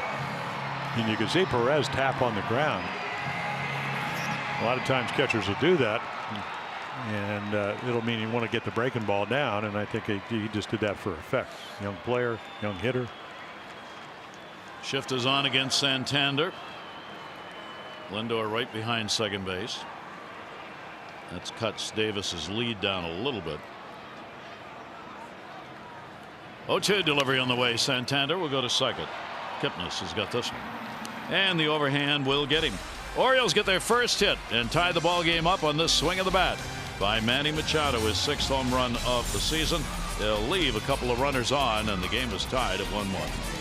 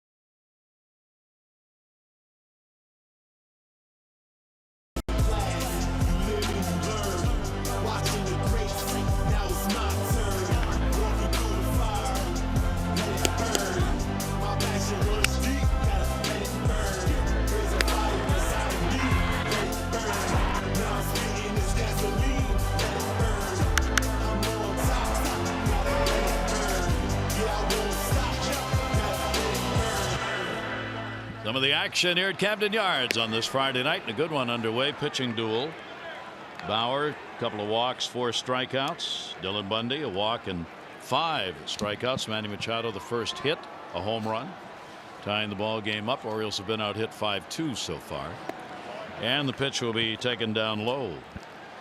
Here is LINDOR out of Puerto Rico. What a treat for him to go back there and play against the Minnesota Twins in the previous 2 games they had, and he took full advantage of it. Pitch will be taken again down low. He hit a home run and became the first native Puerto Rican to homer in an MLB game at Hiram B. Thorne Stadium, which is there in Puerto Rico, since Ramon Castro did it in 2003 playing for Montreal. He was just absolutely thrilled, and he's thrilled about this too, because that's a leadoff walk. Dylan Bundy is not. Second walk surrendered by the Orioles starter. Get breaking Orioles news as it happens by checking out MASNsports.com. Visit our site for the latest headlines from Rock Kabako and Steve Molesky, and don't miss an O's story. Check it out, MASNsports.com. Yeah, not only do you walk LINDOR, you walk somebody that can steal bases. 15 out of 18, and there he goes. And KIPNIS squares, throw down a 1-hopper. He holds on to the bag, and on the very next pitch after walking, he's got a stolen base. Yeah, he didn't even hesitate. I mean, right there, he's going, he's leaning, and Dylan Bundy kind of doesn't pay attention. You know which guys are walks or doubles, and LINDOR is one of them. So they get a runner in scoring position with nobody out for KIPNIS. Beckham moves in at third base. 4th stolen base picked up on the season for LINDOR down at second. And what KIPNIS would like to do, it becomes a little more difficult, is hit something to the right side. The 0-2 count. And you can see the good numbers, 4 for 8. But I bet most of those weren't on 0-2 counts. So advantage Dylan if he can make a pitch here. 0-2 delivery on the way. Check swing, ball gets away. Runner will stay. Francisco able to move it off to the side. For KIPNIS so far in these situations this year, 3 for 16. So not a big number, not where he will be average wise, one would expect. Yeah, and they move him around. I mean, he's played some center field. He can do a lot of things for this club. Right here, I'd like to get him in or over. Ball game tied at 1-1. Great chance for the Indians. 1-2 delivery on the way. Went after it and fouls it off. Yeah, you look at the last 3 runs off of Dylan Bundy are all unearned. You know, the 2 in Boston, the 1 in the first inning tonight. And again, he's just been masterful as far as runners in scoring position. They came into the night with 3 for 24. So far tonight for the Indians, they've gone 1 for 4 in these situations. So 4 for 28 on the year against Bundy. 1-2 count. And that one's going to be foul back. KIPNIS just trying to protect now and put the ball in play and get that runner moved up. 1-2. Not an easy task. Dylan Bundy moving the pitches around on him up and down. Manny Machado behind LINDOR trying to hold him a little bit close. Bundy's delivery again, and he gets him. Well, that's the slider again, Gary, and it goes straight down. And you shake your head because coming out of high school, he and Doc Gooden may be the best high school pitchers around. And, you know, again, it's kind of a mix between a curveball and a slider, but it goes straight down. So you try to pick it up. You know what he wants to do. Can't even make contact. Great pitch. Bundy gets strikeout number 6. And is Ramirez. He has walked and grounded out. Runner remains at second, but now this one away. And Ramirez started to go. Pitch taken up high for a ball. Dylan Bundy continues to have that high swing and miss rate on that slider. As we mentioned earlier, coming in with the best swing and miss rate on a slider in baseball. That one is going to miss outside. Turned it over. Broke away outside 2-0. Ramirez, the 7-game hit streak on the line here in this ball game. Gives them pop with a left-handed bat. You saw what KIPNIS went through in the last at bat, trying to stay off those pitches that fall out of the strike zone. 2-0 delivery. He got one in the air to right. Runners halfway. Back to second base on the catch made by Santander, and there are 2 down. After Sunday's home game against the Indians, it's going to be time for the kids to run the bases, presented by Wise Markets. Watch your kids' big league dreams come true. Ages 4 to 14. You can run the bases here at the ballpark on Sunday. For tickets, go to Orioles.com. He'll be out there doing it. The colors you see are not real. They are good to color your pants with, though, as he just did. And now we're going to see if there's any more left in that cone. Yeah. Or just hit my sister on the head with it. That's right. Well, that's what sugar. No sugar in that. None whatsoever. Okay, that's a good idea.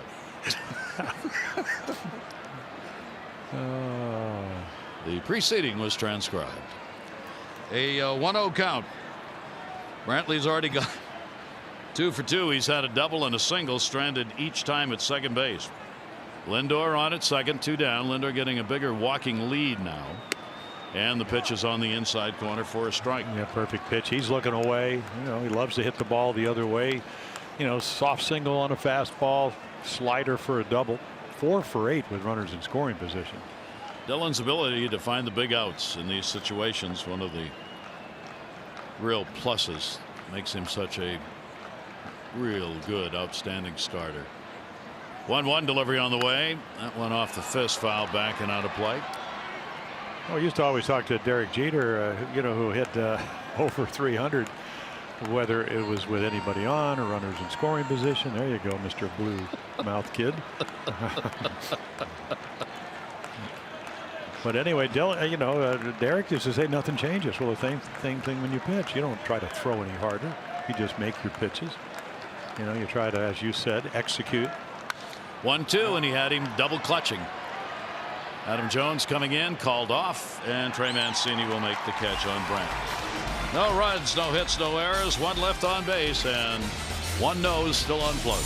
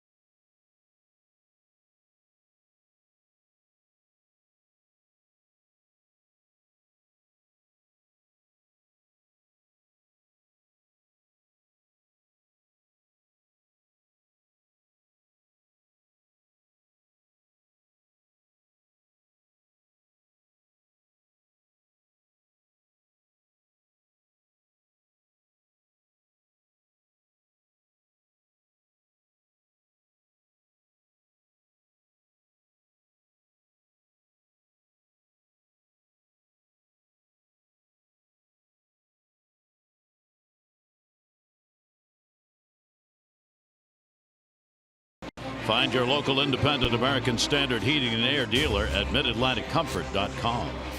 And by LifeBridge Health. The LifeBridge Health Sports Medicine Institute, now open at Foundry Row in Owens Mills, covering all your bases, head to toe. Really a pretty night here at the ballpark. Temperatures finally getting to something close to reasonable. Good night to dance, and they're doing it. Trevor Bauer goes to work in a 1-1 game and hit him on the foot. So Cisco is going to get on the first pitch delivered. Well, there's always back foot sliders, but that's a back foot hook. I mean, his ball just dives down, and Chance actually gets the front foot. Gets the foot down and then gets plunked. Right off the toe. So that'll be the third hit batter by Trevor Bauer this year, and the Orioles get the leadoff man on here in the bottom half of the 5th inning of a tie game. Orioles 1-2-0, 1-5-0 for the Indians. Looking bunt. Charging in at third base, Ramirez. And they think the bunt is still going to be on. Well, that 2-1 game in 16 innings, they had leadoff guys talking about the Indians doubles on second, and 3 guys, Greg Allen, Lindor, and then Raji Davis, couldn't get him over. So let's see if Luis Sardinas will swing on that one and fouls it off. Well, Buck Showalter goes through the signs for Bobby Dickerson down at third. He relays them on, and we'll see on a 1-1 count whether the bunt is on. Ramirez is going to stay in. Cisco's got the sign from over at third base. Well, you need to be able to make, if you're going to bunt, you got to get it down, because that's how you beat a team like the Indians with the kind of pitching they have. Sardinas not showing bunt and takes a strike, so that'll back him up in the infield. I mean, coming in, the Indians had the last 11 games given up 23 runs, 2.75 ERA. So you got to do the little things. Yeah, their starters have been absolutely incredible. 1 ball, 2 strike count. Double play depth now. Sardinas waiting, runner not going, and a ground ball to the hole, and he's got himself a base hit. Chance will make the turn. He's headed to third. Throw's going to come all the way. Nope, cut off man. And the Orioles cover the corners with nobody out. Well, you always dream if you're a hitter, you're going to get a ball in the inside half that you can hit into right field. Pitcher's trying to stay away, but he doesn't get it away. High chopper, top spins it into right, and Naquin can throw a little bit. But Chance Cisco never hesitated. So good instincts right here. You dodge the ball. You know where the runner, the right fielder is, and it's not always easy to get from first to third in this ballpark because it's not that deep. So the Orioles with a chance to get on top. First and third, the infield's going to stay back looking for 2 with nobody out. Trey Mancini's grounded out, flied out. Trey is 1 for 13 with runners in scoring position. Orioles as a team rank 8th. Yeah, 340 last year. And 243 for the team right now. 1-0 count. Yeah, he had an amazing year in that capacity. Lead off first, not going anywhere. Breaking ball and a good one. It's going to be in there for a strike. Yeah, so what do I want to hit? I make up my mind until I get to 2 strikes. And of course, Bauer is going to think otherwise. Ball hit down to third where Ramirez is playing. Could be a play at the plate if Cisco goes on contact. Now they're playing for the double play here, but he's close enough at third base to give it a try at home. 1-1. And another breaking ball that'll catch the outside corner. 1-2. Yeah, that's a first hook kind of hung, and that curveball was perfectly thrown. So Bauer looking for a strikeout. Lead at first, not too big. 1-2. And a ground ball. Somehow he got the bat on. That was almost in the dirt. Well, the second curveball was down and away, and that was down and in. I always found it as a little bit hard to throw the perfect curveball. So again, it goes straight down, but it's on the inside part of the plate, maybe in the middle, so he's got a chance to try to foul it off. Orioles leadoff batter, trying to give the Orioles the lead. And again, Zimmer in center is pretty well in. 1-2, set up, down and away. And pitch outside. And a little zoom ball that he overthrows. Yeah, so those again, we kind of instituted this. The red line is about where you could catch it. Imagine there'd be a runner at third, and the winning run, it's where you'd probably play. The back line then is a little bit harder.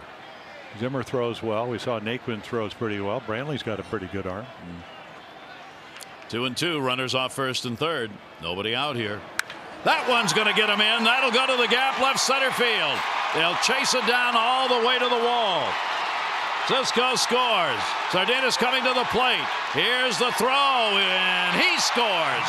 And a double and 2 RBIs for Trey Mancini. And the Orioles have a 3-1 lead. Well, they got a Clint Eastwood curveball. Hang him high because it's a hanger. And again, Zimmer plays shallow in center. You can see him in the top of your picture, and the hanging curveball, you can't get to it because it's belted up the middle into the gap. Here comes Sardinas. He's going to make it actually pretty close. Nice little slide outside plate. So it's the third curveball in this at bat, and he hangs it, and he just rips it. Trey Mancini delivering again and giving the Orioles the lead. 7 RBIs on the year for Mancini. And he's now got an 8-game hit streak for the leadoff batter. Another runner in scoring position, a tailing pitch away. Álvarez 0 for 2. Well, you got a big chance to have a 3-run inning, or maybe better.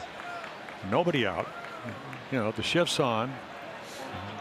KIPNIS couldn't do it last inning after LINDOR walked and then stole a base, but get the runner over, and what are you going to do with Manny Machado? Play the infield in? Big advantage. 0-1 delivery on the way. That'll be taken up high. First warm-up action we've seen. McAllister gets up in the bullpen. There's Zach McAllister. Pretty good pitch count for most of the way for Trevor Bauer, but it has jumped up in the last 2 innings. So he's hit the 91 mark, or the 81 mark. 1 ball, 1 strike count. And a swing and a miss. Another pitch falling off the table. 1-2. You know, we haven't seen a changeup till the last 2 pitches. Again, it's all the analytics. How do you get Pedro Álvarez out? You don't want to throw him anything hard. Curveballs. In this case, back-to-back changeups.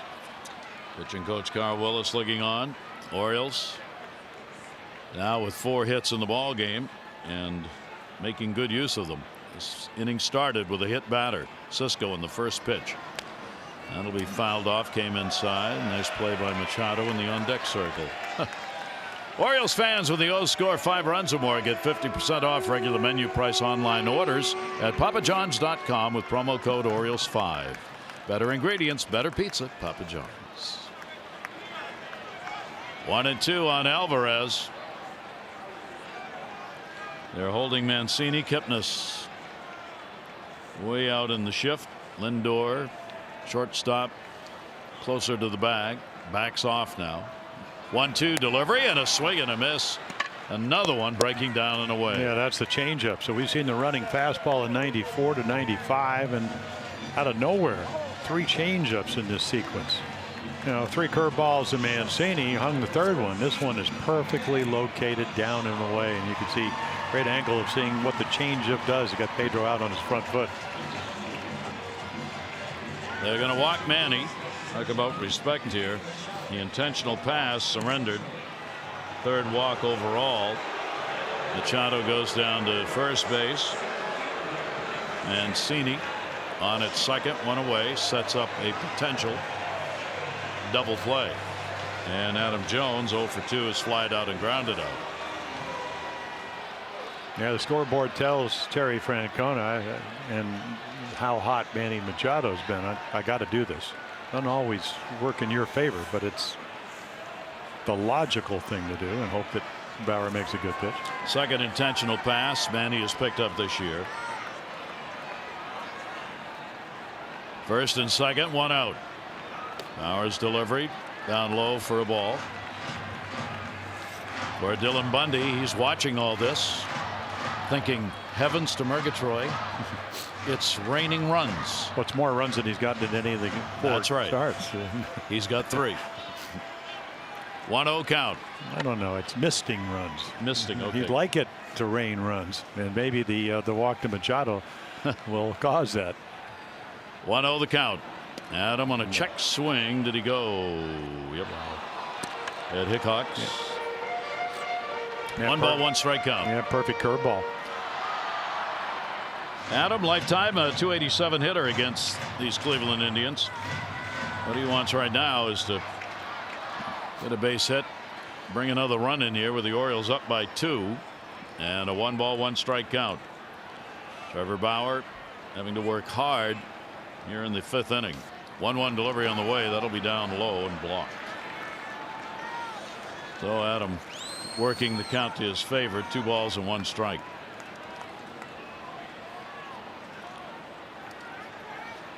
Willis, of course, helps to make the decisions on when do I have something in the bullpen better than what I have on the mound. They've got the bullpen ready to go if needed. 2-1 on Adam. Jones rips it. That's going to be a foul ball. He got one up and broke the bat. Yeah, and the other thing, and you know, we've seen it from the last couple of years. They look at, and you talk about it all the time. You know, your batting average first time through the lineup for Bauer, it's 223. Third time 255, and then when the pitch count mounts the third time, the batting average goes well over 300 to 322, and so that doesn't always apply. You know, some nights you're maybe a little better than that, but right here it may apply. And we'll see if he gets a pitch to hit. That was a breaking ball that stayed up just a little bit. Mancini on at second. Manny Machado on at first. Bauer has struck out 5. 2-2 on Jones. Set up away again. That's where he put it. Foul back. So the count will stay at 2 balls and 2 strikes. Adam Jones against Bauer, including the 0 for 2 tonight. 3 for 16 off the Cleveland starter. Orioles trying to get something on the board to give Dylan Bundy a chance to get win number 1 in the year. And Bauer, who has struggled, as we said here, with an ERA of 7.6, getting touched up here in the last 2 innings. Machado's home run in the 4th. Orioles left 2 on. And they've picked up 2 already here. 2-2. Jones will go to short, not hit hard. LINDOR 1. Relay. KIPNIS is in time. They get a big ground ball double play. But the Orioles pick up a couple of runs. They do it on a double. TREY MANCINI getting it done. And as a result, the Orioles are up 3-1.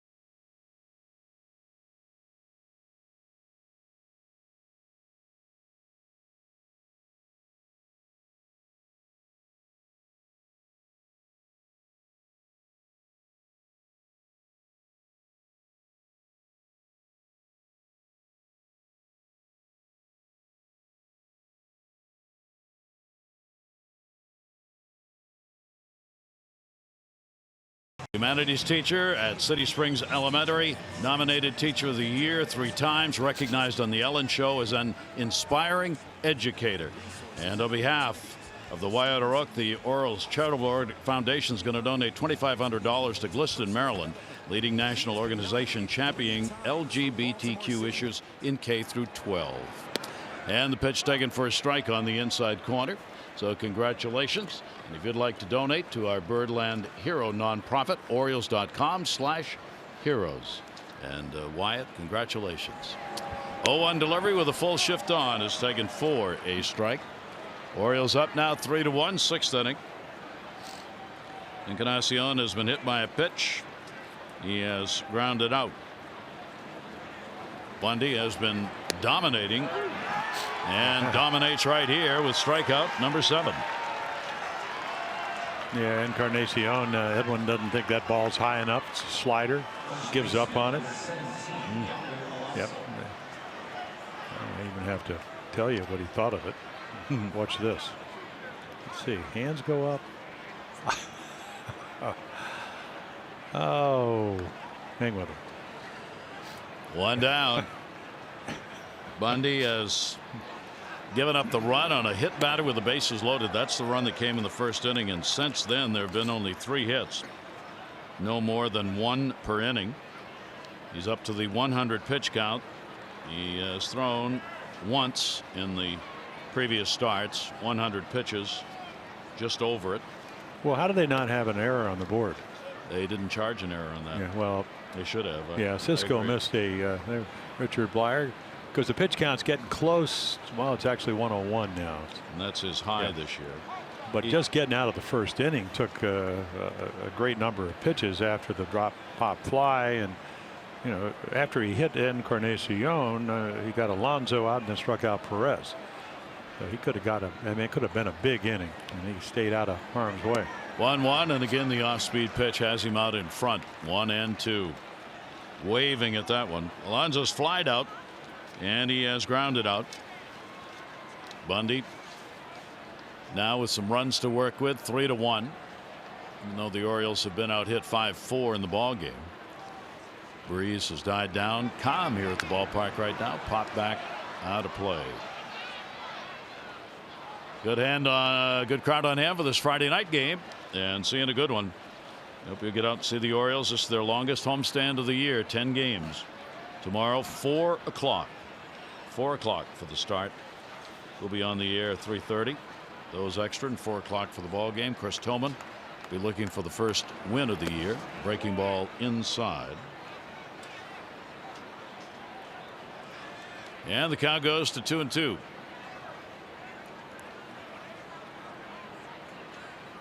Alonso, of course, Manny Machado's brother-in-law. So whenever the Indians and Orioles meet, family members have a chance to get together off field. 2-2 pitch on the way by Bundy. Oh, mercy. There's a slider again, and this one doesn't go down. It stays up. But all game long, it's been from strike diving down. This one just spins a little bit, swings right through it. So Dylan Bundy pouring it on. Another breaking ball. He has equaled. He's got 8 strikeouts. He's had as many as 10 this year. He did that against Toronto. 2 down, nobody on, and he's just got hitters waving because they are so off balance. Trying to finish up the 6th inning. There you see the K count. 0-1. 2 strikeouts in this inning. They just cannot hit that. They can't hit the slider, and for him, you know, his first full year when he won 13 games was last year, and he threw first start against Toronto, gave up 1 run. There were like 31 sliders, and he only threw 15 all spring. 0-2 pitch on the way. If he does it, what a finish, if indeed that's what it is. 9 strikeouts. He strikes the side out here in the 6th and leaves leading 3-1.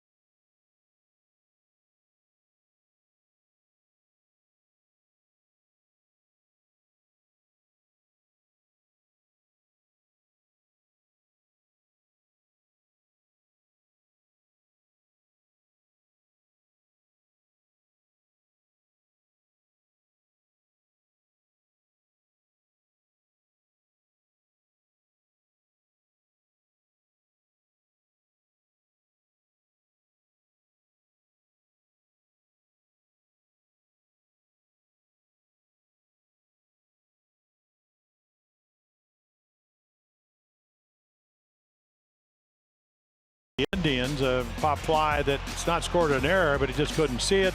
And he singles to right field. As it turns out, the backup slider, one of the few poor ones he's thrown all night. So again, Francisco redeems himself, throws out Naquin, and then Manny Machado on a 1-0 deficit ties it up 1-1. Orioles will come back. Mancini with a 2 RBI double. Those are your Geico highlights. 15 minutes could save you 15% or more on car insurance. Visit geico.com to see how much you could save. Bauer still out there. Bauer will work to Davis, Beckham, and Santander at the 90 pitch count. So giving him another inning. And the pitch will be taken down low. Chris Davis has picked up a double, and he has grounded out. Chris with the 2 home runs, 5 RBIs so far. Check swing, and that one's going to be a foul ball out of play. 1 ball, 1 strike count. Second warm-up action we've seen. Olsen up in the bullpen for the first time for the Indians. Davis goes after high heat and does not catch up to it.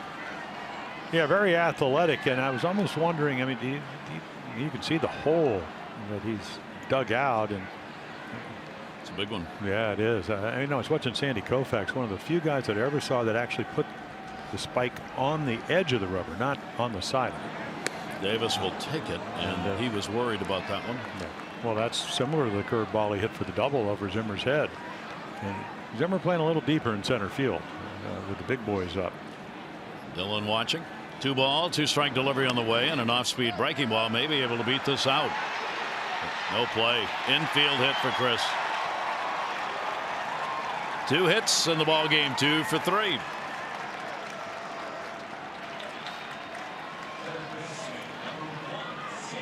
Well, there's the curveball, and here's the result. Double, and now just an infield roller, but nobody's playing over there. You can see Jose Ramirez comes over. He was playing shortstop position. Take them any way they come. Yep. Well, it's a base hit. Got to add. No guarantees. Orioles had a 4-2 lead on Wednesday afternoon in Detroit. Couldn't hold it. Ended up losing 6-5. Beckham has walked twice in the ball game.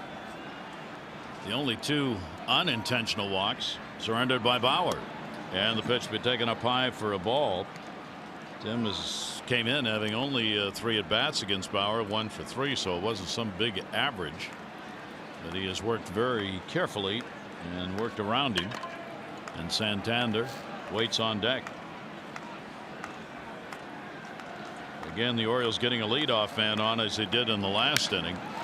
With a towering fly ball center field. Had to wait on that one. Zimmer puts it away, and Beckham is retired, 1 down. Our PNC Minor League Insights brought to you by PNC. No better time to act than today. PNC, make today the day. Yeah, Cameron Bishop, lefty, he signs last year, plays at Aberdeen, and he was like the 26th round, but he got about $500,000 more. I guess his college, he was going to go to Irvine, had hurled an oblique. So again, they think that they got him in the late rounds, but they paid him like he was drafted earlier because they think he's going to be a terrific left-handed pitcher. So good luck. And a swing and a miss by Santander with a switch on in the infield as they look for a double play. Speaking of lefties, there's Blyer. Richard Blyer. The rubber arm is up in the bullpen. 0-1 count. Santander gets the respect. Naquin in right field. He's back on the warning track. Popped that one up at the plate. Everybody's coming in first base appropriately. Alonso calls for it and puts it away. And there are 2 down. Savor the flavors of Sarasota, Florida. From fresh seafood to world-class cuisine. Visit savorsarasota.com and order a grouper sandwich. Runner on at first base with 2 away. Dylan Bundy with the jacket on. Chris Tillman, tomorrow's starter. Here's Chance Sisco, 2 down with a runner on at first base. Sisco led off that 5th inning, hit by a pitch. First pitch to him, hitting on the front foot, and that ignited it. The Orioles would pick up 2 runs on 2 hits and gain the lead. Home run by Manny Machado in the 4th inning, 2 RBI double by Mancini in the 5th. Yeah, it's amazing when you don't get a lot of run support, and that's why Bauer's trying to hang around this inning. He wants to get him out and then take his chances that maybe his team will come back, but all it has to do is be 1 or 2 pitches. You know, the home run to Manny, 3-0, wanted to throw a strike, had a 1-0 lead. That ended. You know, good curveballs to Mancini, hangs one, hits it up the gap after he hits Cisco, and again, that doesn't take much. Oh, and he's hanging right around his ERA early on, 2.25. 1 ball, 1 strike delivery, and this time comes in with some heat. Foul tipped into the mid. Bauer ahead, 1-2. Yeah, the first 2 outs this inning. Beckham on a fastball, got the pop up to Santander, and right here, you know, the scouting report says that he hits the ball down, talking about Chance Cisco, but if you can go up the ladder, he struggled over his last week or so in at bats. Davis off first base, 1-2 delivery to him down low. Of course, they throw a fastball by him and come back with a changeup. I never understood that, but it's a new day and age. Yeah, it is. He's won the last 4 decisions on the road. A real long streak for him going back to last year. But he made a good point. He's never won a game here. No, 0-3 here. 2 ball, 2 strike count. Davis short lead at first, and just a tip comes right back to him off the brick. Cal will stay at 2-2. Ooh, tried to a little hacky sack there, but he missed. Well, out of UCLA, former 3rd guy chosen in the 1st round. I always say he's a little different, but he's got a lot better and much more adept at getting you out so many different ways than maybe 3 years ago. 2-2, trying to get out of this inning after a leadoff single by Chris Davis. Bauer's delivery and swung on a miss. So he's got 6 strikeouts, no runs on 1 hit, 1 left on base. Orioles have the 2-run lead.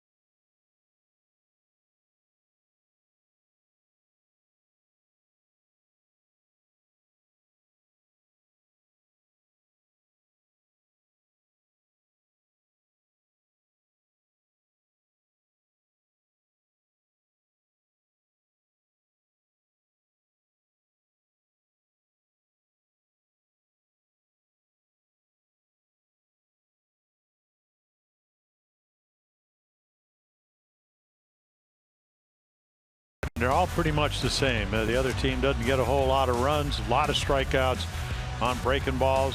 Used all his pitches. Fastball, KIPNIS goes down.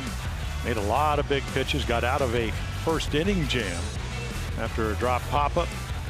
Encarnacion goes down and then strikes out the side in the 6th to leave with a 3-1 lead. Now our Jiffy Lube pitching change, just like Jiffy Lube signature service oil change. In and out fast, and you never need an appointment.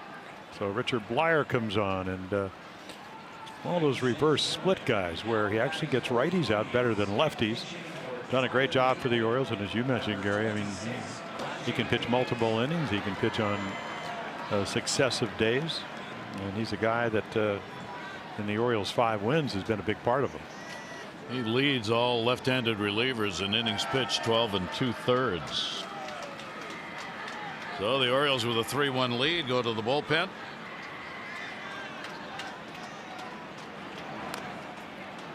And that one's going to be foul back. Yeah, Raji Davis comes in, the speedster. Davis trying to get on, bring that potential tying run to the plate. As we mentioned against Blyer, and of course it doesn't mean that your lefties can hit him. Lefties at 316, righties at 154. Raji Davis has always been a guy that's been platooned against lefties. Ground ball to third. Beckham was playing in. It will go by him on the foul side. Now with 2 strikes, he can move back. Raja Davis 0-2 as we go to the 7th inning of this ball game.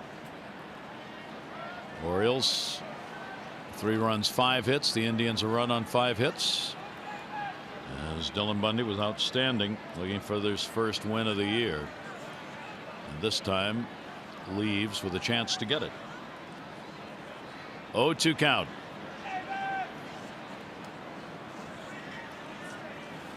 Adam Jones shades him a bit towards right field. Davis will take the pitch down low for a ball. 1-2.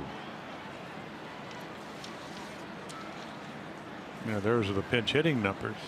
Minor league deal with the Indians middle of February. That ball in the air to center, going back Adam Jones. Adam will put it away. Speaking of Blyer and his presence, spring training, he came into Buck Showalter's office and looked at the board of those players who were going to make the team. Buck said. And Richard came in there, and I couldn't figure out why he was so excited and so pumped. And this guy with a 1.9 something ERA last year was totally excited that his name was on the given board. And that struck me as all you need to know about Richard. You know, he had a pretty good year last year, okay? And he completely was working to try to get another opportunity. And I find that, I mean, that really, to me, kind of explains Richard. Yeah, that, and you know, you can trust him implicitly. It comes out of the Yankee organization. Great pickup. Brandon Guyer's going to pinch hit. Guyer with 1 down, nobody on, will take a breaking ball. That is in there for a strike. So all these right-handers who are on the bench, Francona using them. Try and get somebody on base. Guyer 2 for 19 off left-handers. Ground ball to first. He's got a base hit. On a late swing, he's going to look to 2. Santander, the throw. Not in time, and a double off the bench for Brandon Guyer. Yeah, you make a good pitch, and then you're playing off the lines. And look how far Chris Davis is off because you just don't assume him. You're playing percentage baseball. Spray scouts. Nice at bat by Guyer. Who we first saw here at Camden Yards, first major league at bat, hit a home run, struck out the next 2 times. They sent him out the next day. Roster change. So now he's playing with the Indians. And now the top of the order with the runner on at second, potential tying run at the plate. Lindor has drawn a walk, popped up and struck out. Lindor 5 for 21, 238 average off left-handers so far. Ground ball again. Davis has it. He will race to the bag himself to record the second out. Guyer will move over to third base, but with 2 down. The Orioles host the Kansas City Royals May 8th through the 10th here at Oriole Park. Wednesday, May 9. All fans get the Kevin Gausman T-shirt featuring the new number 34. Get your tickets today at Orioles.com. 2 down. That'll bring Kipnis to the plate. Here is Kevin Gausman. And with the new number, Kevin will be the pitcher in game 4 of this series against Carlos Carrasco. Breaking ball, sweeping pitch is going to be taken outside for a ball. Yeah, smothered by Chance Cisco behind the plate. Kipnis 5 for 18 off the left-handers. Runner at third base. There are 2 down. Even with 2 away, Beckham is in a few steps at third base. Left-hander almost caught him on the shoulder. Goes by though, 2-0. Well, all the good lefties, what they do is that front shoulder hangs in there, and they can use the whole field. So again, this ball up and in. He's trying to guard the outside corner and goes back away and misses. 3-0. Well, the last thing Richard Blyer wants to do is walk KIPNIS. No disrespect, because that's the time run. It brings the potential go-ahead run to the plate. 3-0. Runner off third base. It's taking all the way and not close. So Blyer surrenders the walk, and with 2 down, the number 3 hitter Ramirez will be coming up. And don't think that the Indians, the way Bundy was pitching, were happy and to get him out of here. Darren O'Day getting ready to work for the Orioles. Pitch count got Dylan Bundy. Darren O'Day, who pitched on Wednesday, and got the blown save. He will get loose. 1 for 4. Ramirez off Blyer. Only need 1 more out here. Runners on at first and third with 2 down. Blyer's delivery to him. Breaking ball in the inside corner for a strike. Ramirez 5 for 17 with a home run against left-handers this year. He's hitting .294 his average against the lefties. He and Brantley both have very high numbers off left-handers so far. Ground ball to the middle. Manny over, smothers it, and gets the out. Great defensive play. Manny Machado ending the inning, saving a run, a diving stop, and then getting it out of the glove for the flip on a 1-hopper to second base. Cardenas there to get the out.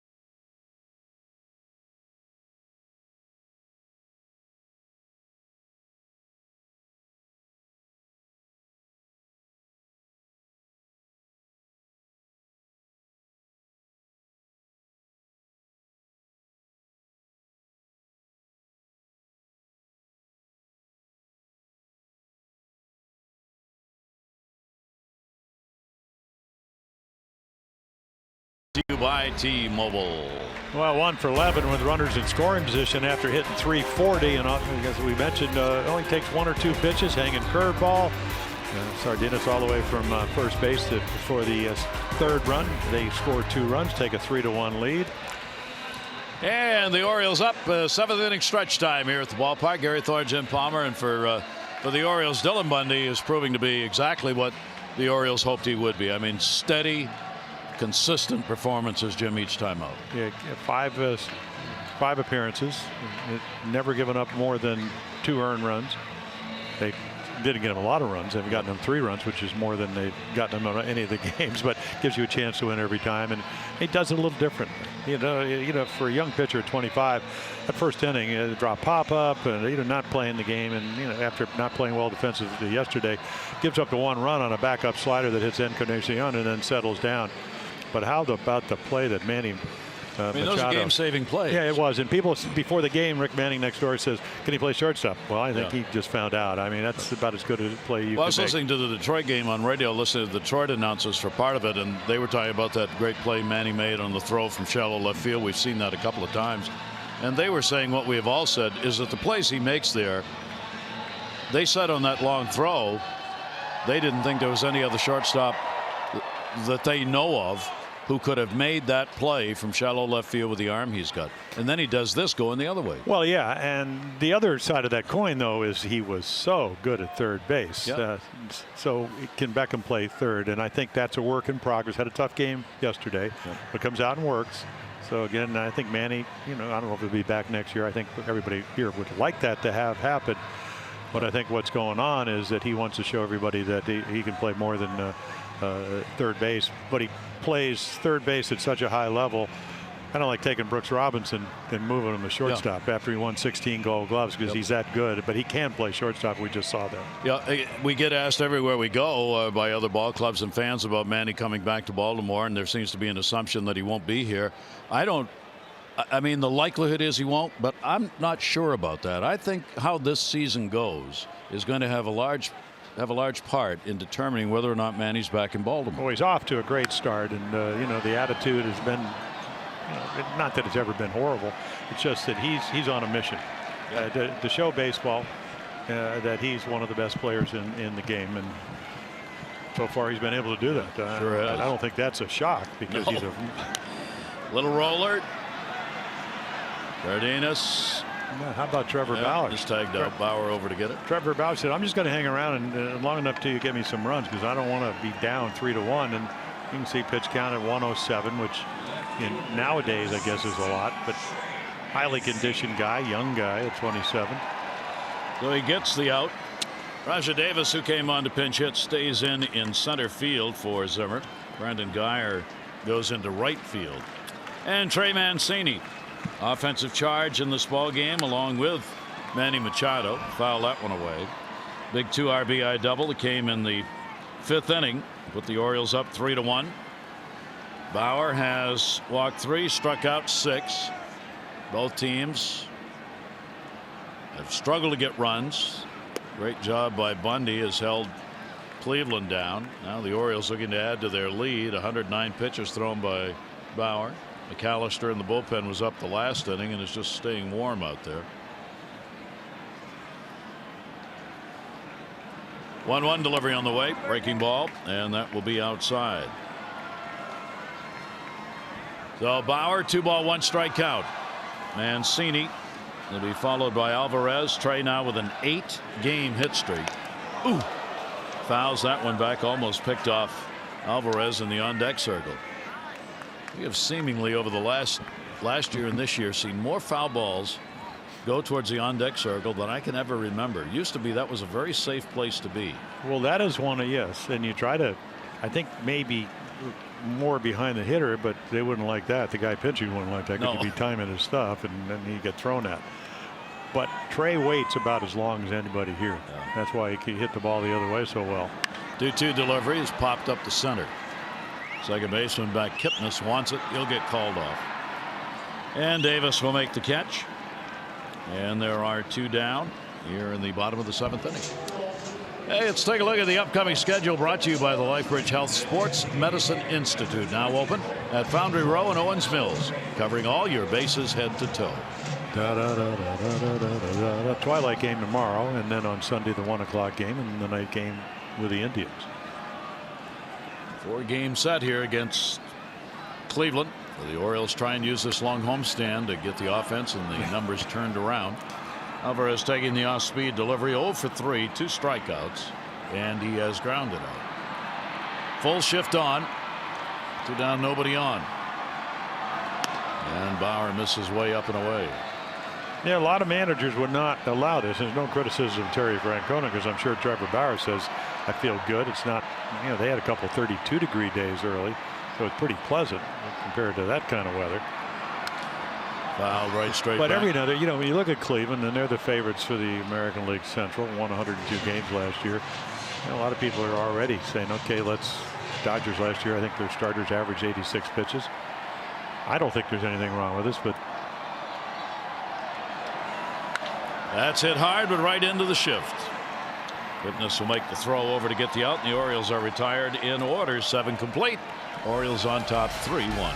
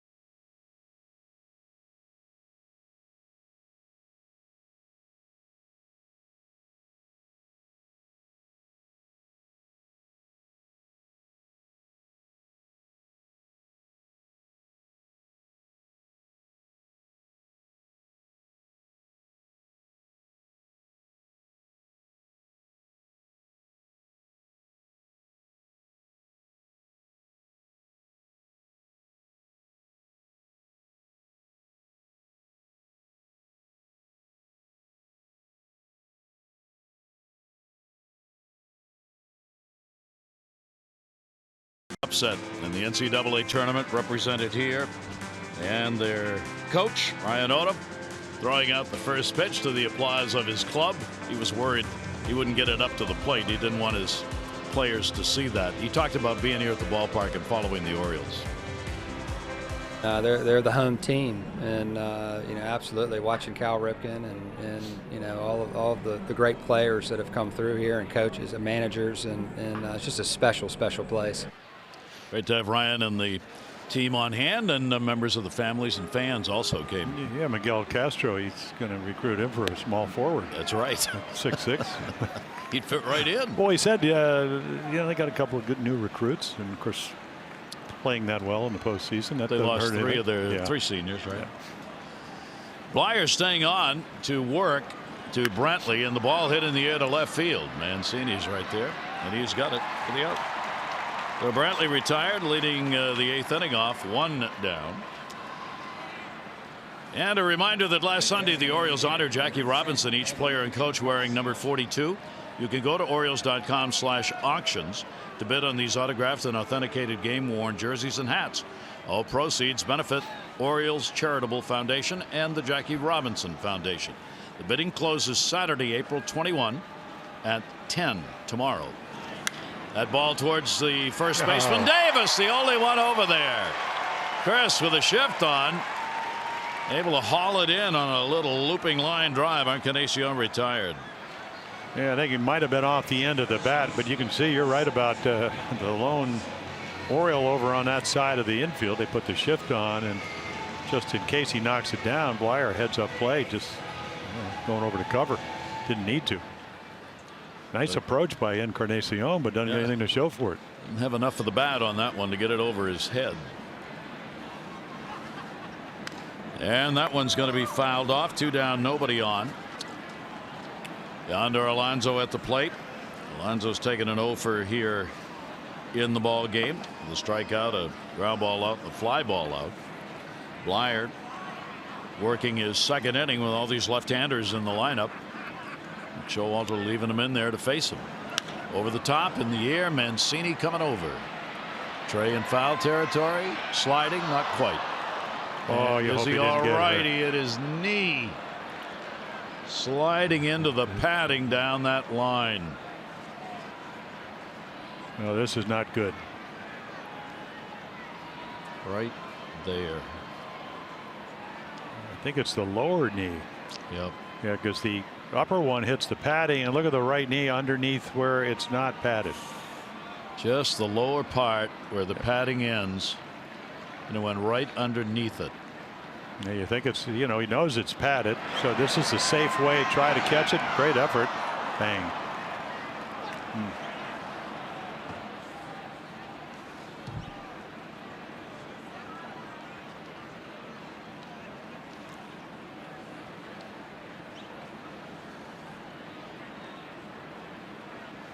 Buck going down himself here.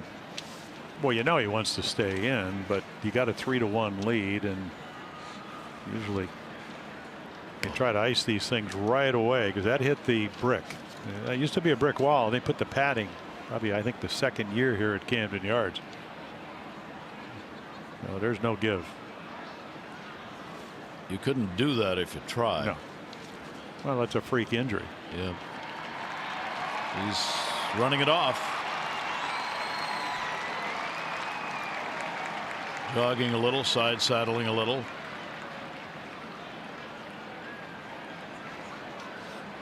But they're not going to take any chances. That one hurts too much. So he will, TREY MANCINI will come off the field. And who's going to go to the outfield? Yeah, Craig Gentry, I would imagine. Yep. Gentry on his way out.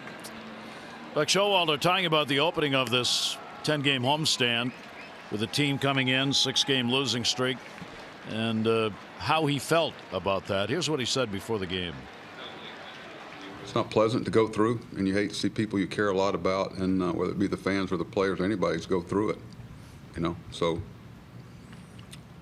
the whole scheme of things, you try to keep everything in perspective and continue to go down the path and treat people like you'd like to be treated, and those things usually work themselves out, but it'll test you. It'll test you. Coming into tonight's game, and now TREY MANCINI coming out of the ball game, and Gentry going out to left field. The knee going underneath that padding. We'll just hope. So an 0-2 count with 2 down. That was a foul ball off the bat of Alonso. Pitch on the way, and that gets a 1-2-3 inning done. Boy, Blyer, another great 2 innings. Our Ram do up: Machado, Jones, and Davis.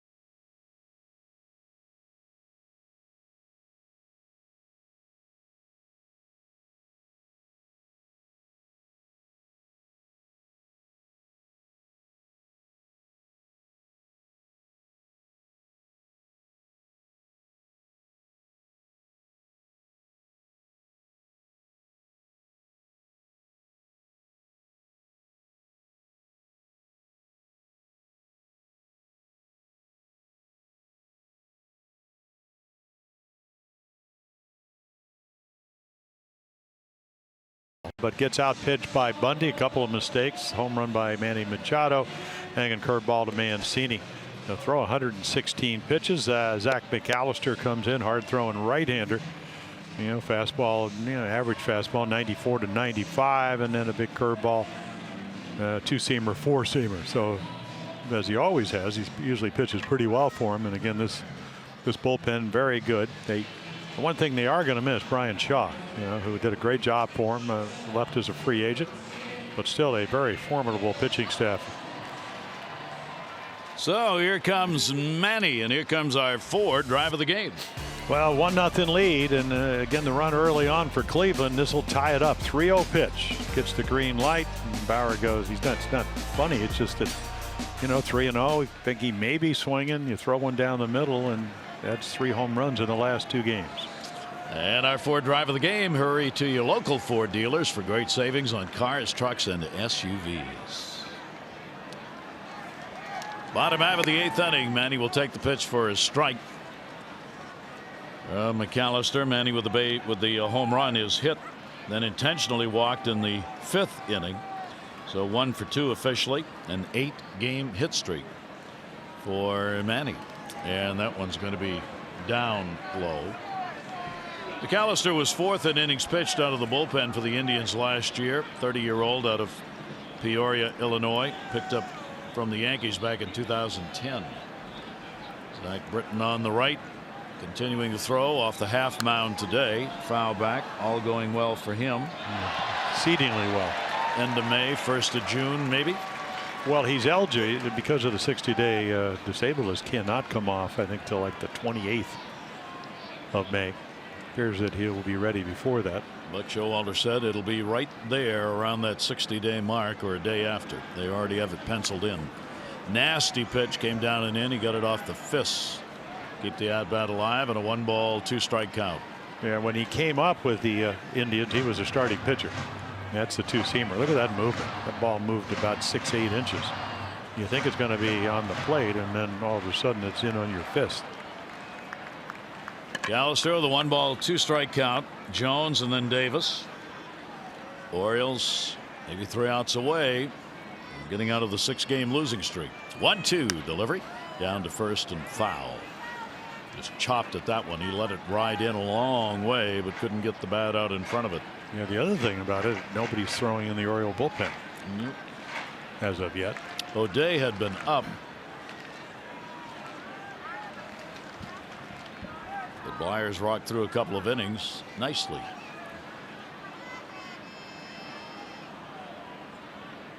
Here's the 1-2 delivery on the way, and that one will be foul back.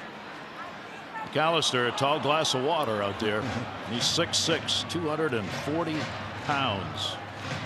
He's listed as, and he looks that height. I think he just kind of morphed into a reliever because he could be a power guy. 2 pitches more than 3 or 4 like Bauer did. Outside. There's the breaking ball. Overthrew that one. 3.2 record, 3.44 ERA last year. A year before last, dropped it down to a 2.61 last year. 2-ball, 2-strike count. Orioles looking to win game 1 of this 4-game set against the Indians and give Dylan Bundy a W. 2-2 delivery. McAllister got it in. Manny fights it off and out of play.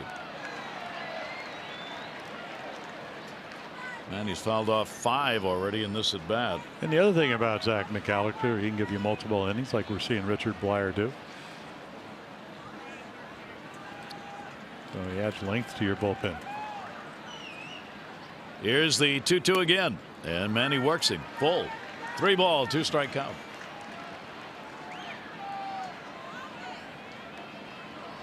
Adam Jones waiting in the on-deck circle.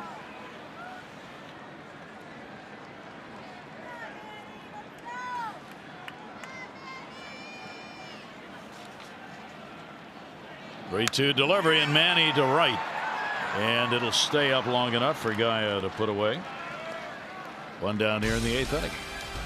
This copyrighted telecast presented by authority of the Orioles may not be reproduced or retransmitted in any form, and the accounts and descriptions of this game may not be disseminated without the express written consent of the Orioles.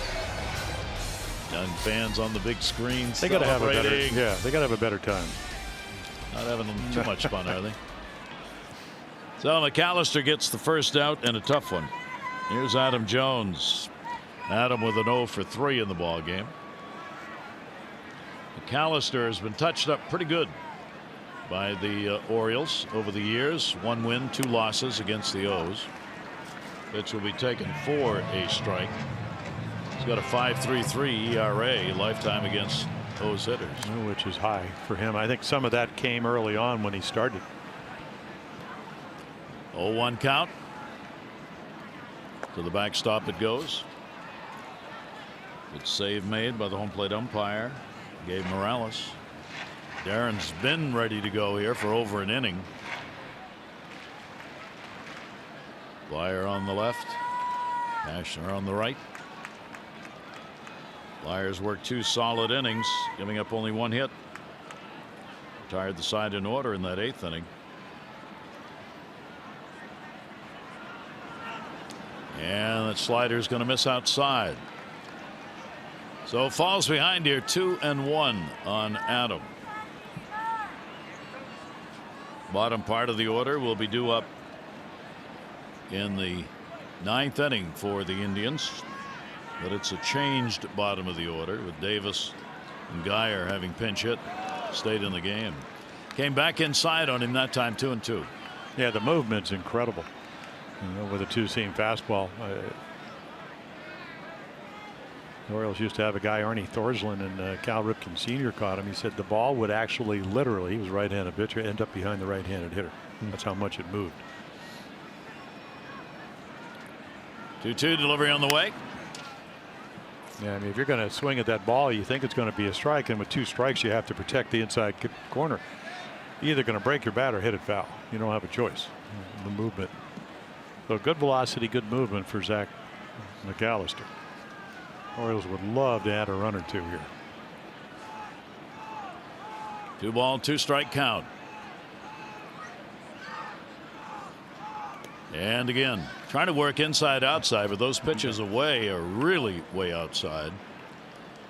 Not tantalizing at all. Yeah, and you try to read the bat, and if you're a little bit late on the fastball because of the movement, and we saw it with the Mancini curveball, even though Bauer threw him up, I think 3 in that sequence, you don't want to hang a curveball here and have speed up the bat and have Adam Jones hit one out. So you try to throw it perfectly right to the glove. 3-2 down the line in right field, over towards the stands, and it will end up in the seats on another foul ball. Toronto making a big comeback against the Yankees tonight. They trailed early in that ball game, now have an 8-5 lead. Toronto's playing some good baseball. They're in second place right now. Estrada gave up 5 runs, 7 hits in 5. The Yankees, Gray gave up 5 runs, 5 hits in just 3 1/3 innings. Sonny Gray. 3-ball, 2-strike count. Adam hanging tough as Manny did, forcing that pitch count up. And he rips it down the line in left field, and it is a foul ball by just that much. Yeah, 3 doubles and almost another one tonight. And when the count goes to 3-2 and you're Zach McAllister, you don't want to walk him, so it has to be a little bit inside, and a great angle right here. That ball just hooking foul. About a foot. So Adam will make his way back, give it another whirl. Be the 9th pitch of this at bat, and the 19th to be thrown by McAllister to 2 hitters here in the bottom half of the 8th inning. 3-2 delivery on the way again, down to third, hits the bag, fair ball. It'll trickle into foul territory. Brantley going over to get it. And another 2-bagger as Adam goes into second base, and he earned that one.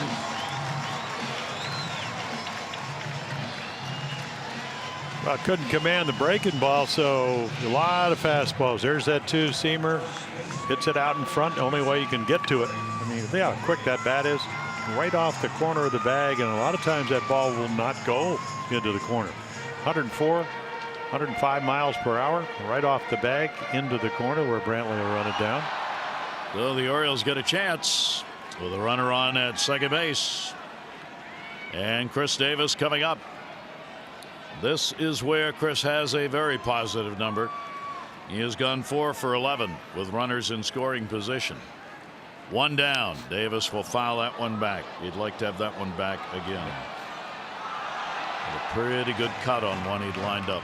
Well, loves to get the arms extended, and that was 94 out over the plate.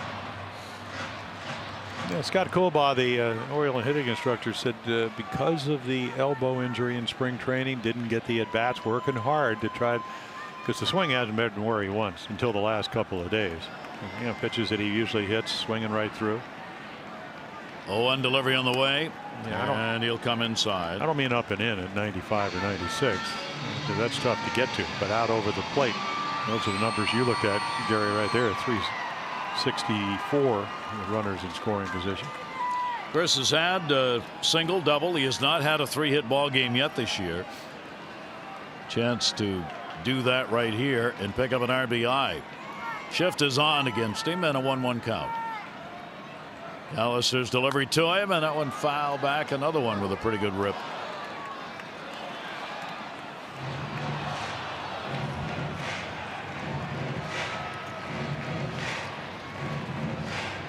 I think if you're looking at why is Terry Francona pitching to Chris Davis, Beckham's tough to double up. And maybe you figure you'd take your chances here. But like I said, the Orioles would love to add a run or two. Chris has had 12 at bats against McAllister, 3 for 12. To the backstop, down to third, no throw made. The ball got away on the rebound from Perez, the catcher. So the wild pitch moves the runner up. Yeah, Wild with a breaking ball, and right here he bounces a two-seamer. And he just throws it, and it almost gets the back foot of Chris Davis. Perez can't get in front of it. You're at 94. And now you got to bring your infield in. Perez wanted to go to third, but he couldn't get a handle on that thing. So Adam Jones at third, and a 2-ball, 2-strike count with 1 away. Lots of room between third and second base, as Ramirez trying to stay close to the bag to hold the runner. Pitch is away. 3-ball, 2-strike count. Adam on his way.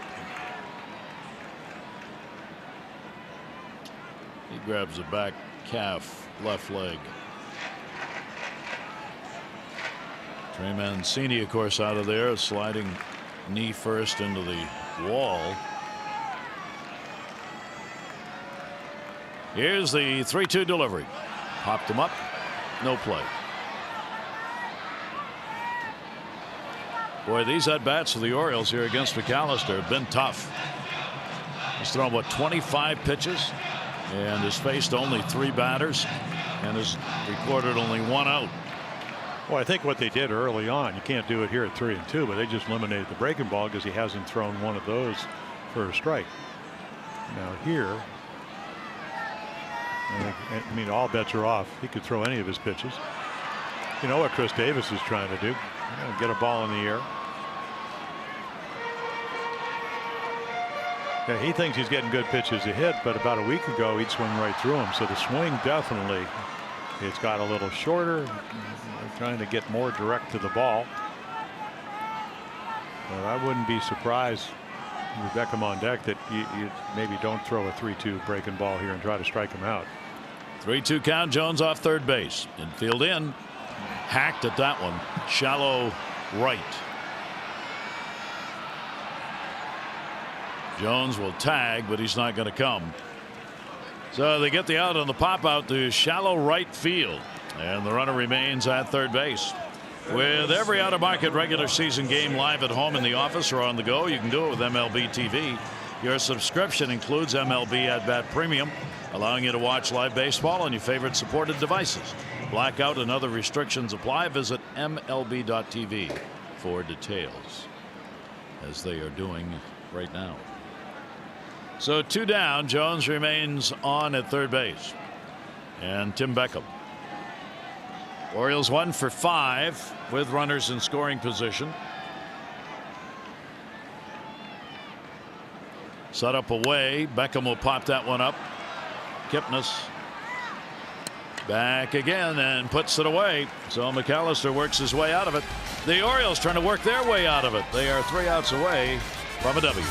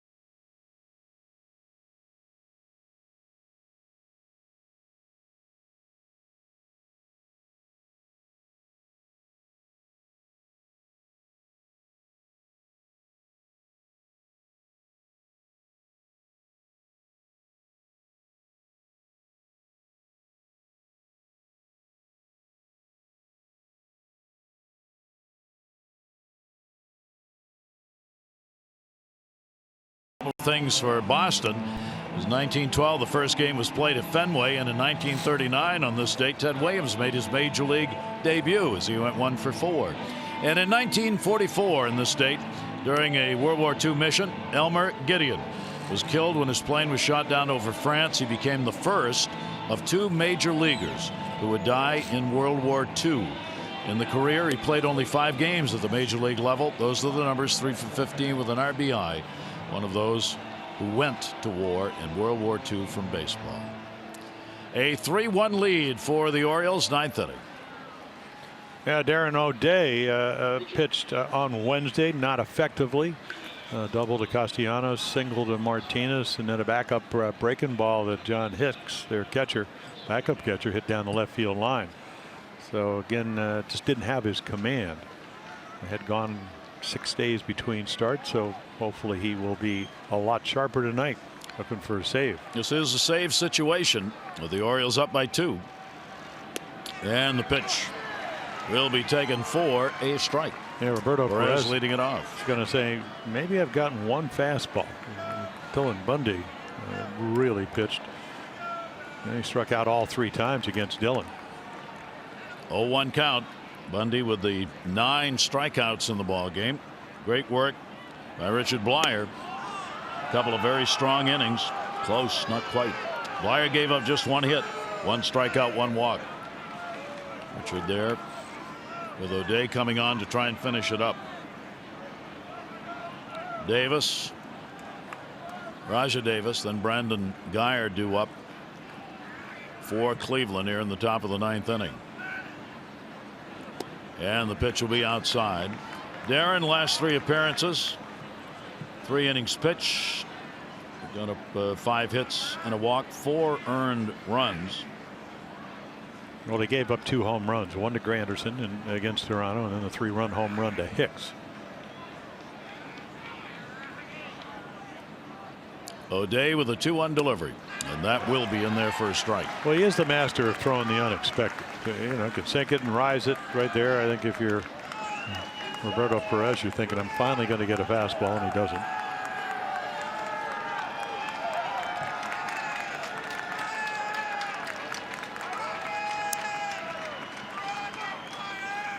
Two ball, 2 strike count. Leadoff batter.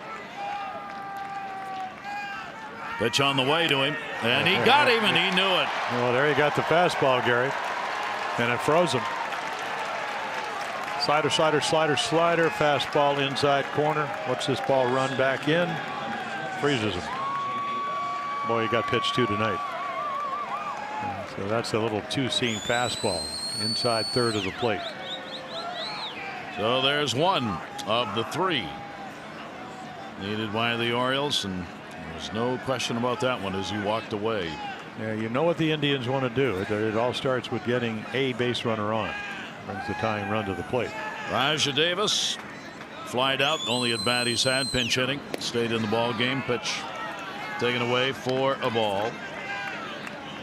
For Davis, he is 3 for 10 lifetime off O'Day. And if you're wondering where Brad Brock is, we don't always, maybe not available tonight. And Buck Showalter's certainly not going to advertise it if that's the case. Davis will foul that one back. Bat goes flying over by the on deck circle. 1-1. Orioles baseball on MASN, brought to you by Chesapeake Employers Insurance, Maryland's largest writer of workers' compensation insurance. 20,004 on hand on this Friday night. 20,004. Hoping to see the Orioles end this 6-game losing streak and pick up victory number 6 to start this 4-game set. 1 ball, 1 strike count on Raja Davis. Darren is 0 for 2 in save opportunities this year. 1-1 delivery on the way. Inside corner strike. Davis turns away. Yeah, late reaction. Kind of a back front door slider. He gives up on it, and he thought it was inside. Obviously must have caught the corner.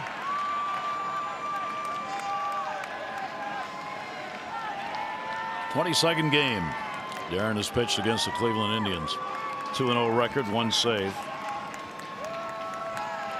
And a 1-ball, 2-strike count on Davis. Raja hit, and oh, did it get him on the hand? Well, he's trying to get on. You just hope it didn't get the hand. That's where you get the severe injuries. He's guarding the plate with 2 strikes, and this ball just runs in and can't even get out of the way. Got back of the arm, I believe. Ow. But it doesn't mean it doesn't get one of the 3 nerves that runs from your elbow into your hand. Yeah, forearm. Might have gotten both of them, Gary. Yeah, one of those ricochet. Yep. Front arm right about here, and then the back arm. So we got both of them, very much like Hanley Ramirez up in Boston. Took it off both wrists. That is the 3rd hit batter for Darren this year. And so Terry Francona will go down, and with his trainer and have a look, Sandy Alomar Jr., first base coach there as well. See if Raja Davis can stay in.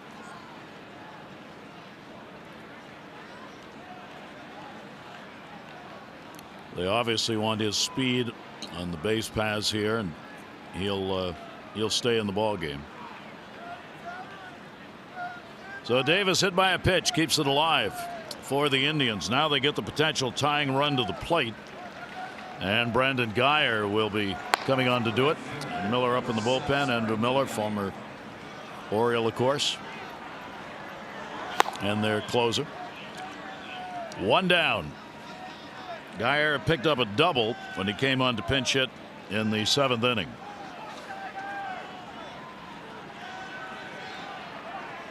Geyer's 1 for 5 off O'Day.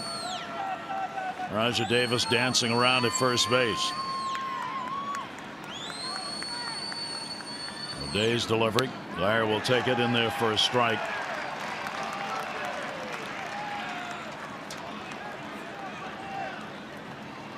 Well, this one going right down to the wire as the Indians get part of what they wanted here, getting a potential tying run to the plate. They've gone just 1 for 9 with runners in scoring position tonight. 0-1 delivery on the way. Pitch is in there for a strike again. Darren up 0-2. Well, they certainly had their opportunities. And as you mentioned, they came in real low ERA, but only scoring 3.5 runs a game.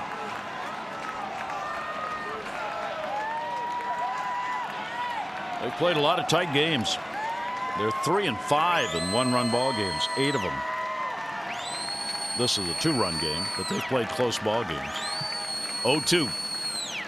Goes after it, center field. Adam Jones, runner halfway. Brandon Geyer's retired, and there are 2 down. But what happens against Darren O'Day is they get a guy that last year hit 33 home runs to the plate because of Raji Davis getting hit. And 22 of them from this side of the plate. And 2 of them against O'Day in his career. So Lindor will stand in. He has not had a hit. The leadoff batter tonight has reached via the walk, officially 0 for 3. Lindor is 2 for 3 against Darren O'Day, and they both are home runs. Runner at first. Fans up, looking for the final out. And you got a rookie catcher behind the plate, but you know Darren O'Day is going to call his own game, and he knows where they were, what the counts were. Runner goes, pitches in there for a strike. Well, started, stopped, and then went. It takes away the force. Yeah. I mean, you got one of the premier base runners over the last 8-10 years. And you're really not defending him. You're defending the guy at the plate because you need to get him out, and the game's over. 0-1 count, 2 down here in the 9th inning. Defensive indifference, no stolen base. 0-1 delivery by O'Day, and that'll miss outside. The Orioles, the home run by Manny Machado in the 4th inning tied it up.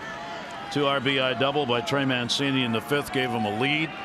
Then TREY had to go out of the ball game, sliding into the wall in left field, trying to make a catch. Indians have scored only 1, a bases loaded hit batter in the 1st inning. Their lone run so far.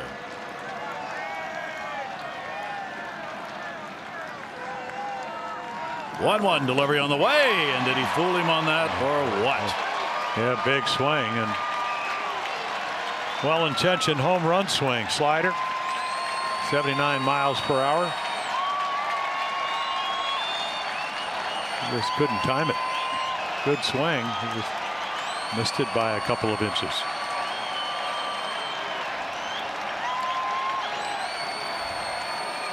Runner on second and a 1-2 count. O'Day's delivery, and he got him, and that's the end of the ball game. The Orioles come away with a 3-1 win. Dylan Bundy will pick up his first win of the year, and O'Day will pick up his first save. And the Orioles get game one of this 4-game set with Blyer. A very impressive couple of innings coming out of the bullpen. There's your final. Orioles win it by 2.